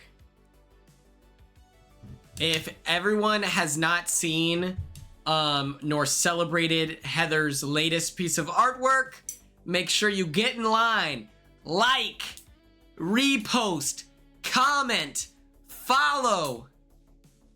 Heather might draw.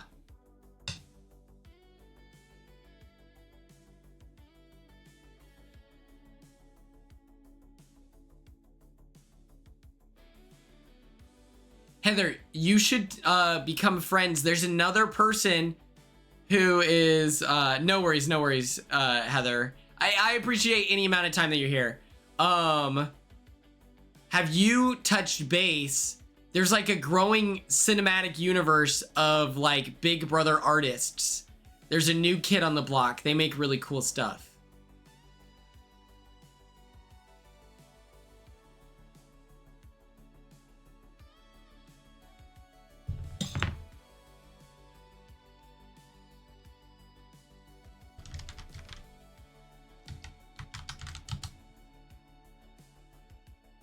Their username is...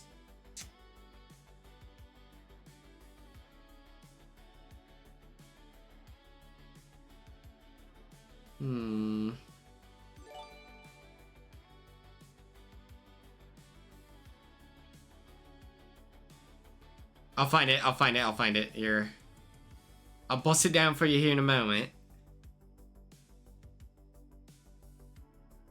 Oh! Sheepy Boo. So like they made this.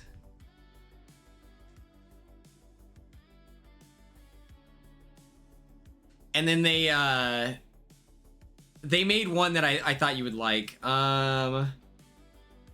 They made one of Ava.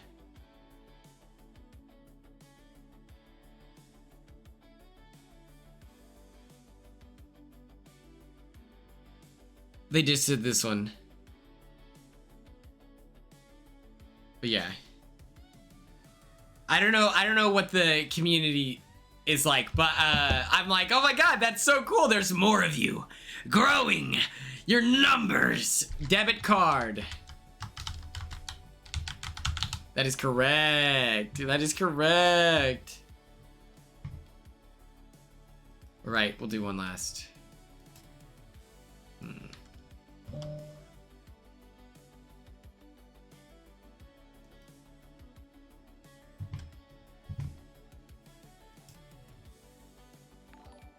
Oh my god, thank you so much, Jen. Debit cards are spooky. Okay, this one isn't spooky, but I just thought of this as a spectacle.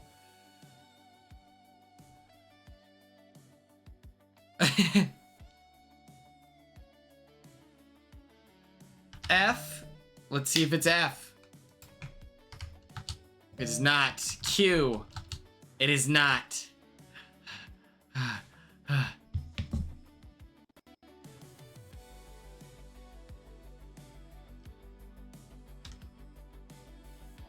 S. It is not.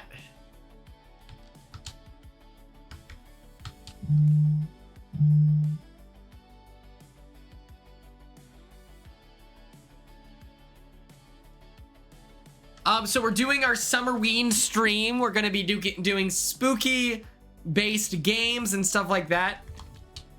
Unfortunately, it was the letter N. All right.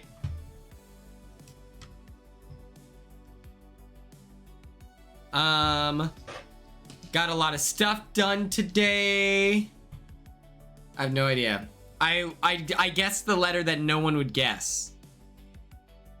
Like Q was too obvious. So I had to mix it up.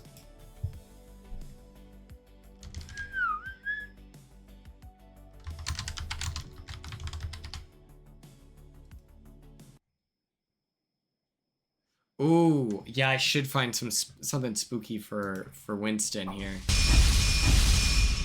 But first, Don't go get no prank shout app. out to Tom for the tier 1 sub! Can't stop, you know we'll never give it up. People talk, but we just don't care. In this life, you know you gotta live it up. So everybody put your hands in the air. It's an all-night party that will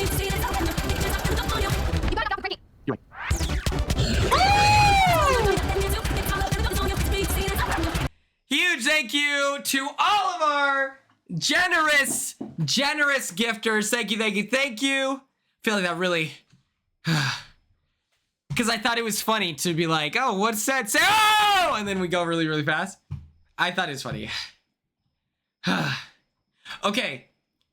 Oh, frick. Did I close this out? Oh, I did. Damn.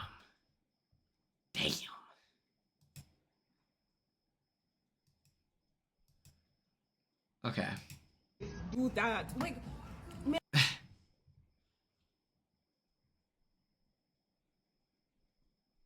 You're interrogated as what the hell?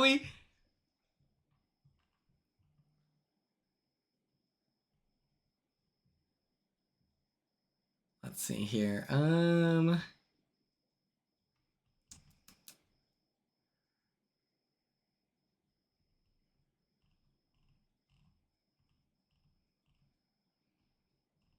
So all night party that we're gonna get through. You want to see me dance? Want to see me do it again? Fastest man alive. Hello. Let's see. I need to close all these tabs. 25th edition of It. Oh, this one's $4,000. This one's 1,200. Extremely rare. Okay. It's an all-night party that we're gonna get through. Yes, so let's just run through it real quick. Tomorrow, please send the like spooky themed, summer themed Tubi Tuesday requests, okay? As long as it fills one of the categories, spooky or summer, that would be greatly appreciated. Be sure to check out what's on Pluto TV, on Tubi, and then YouTube has a free database of movies as well.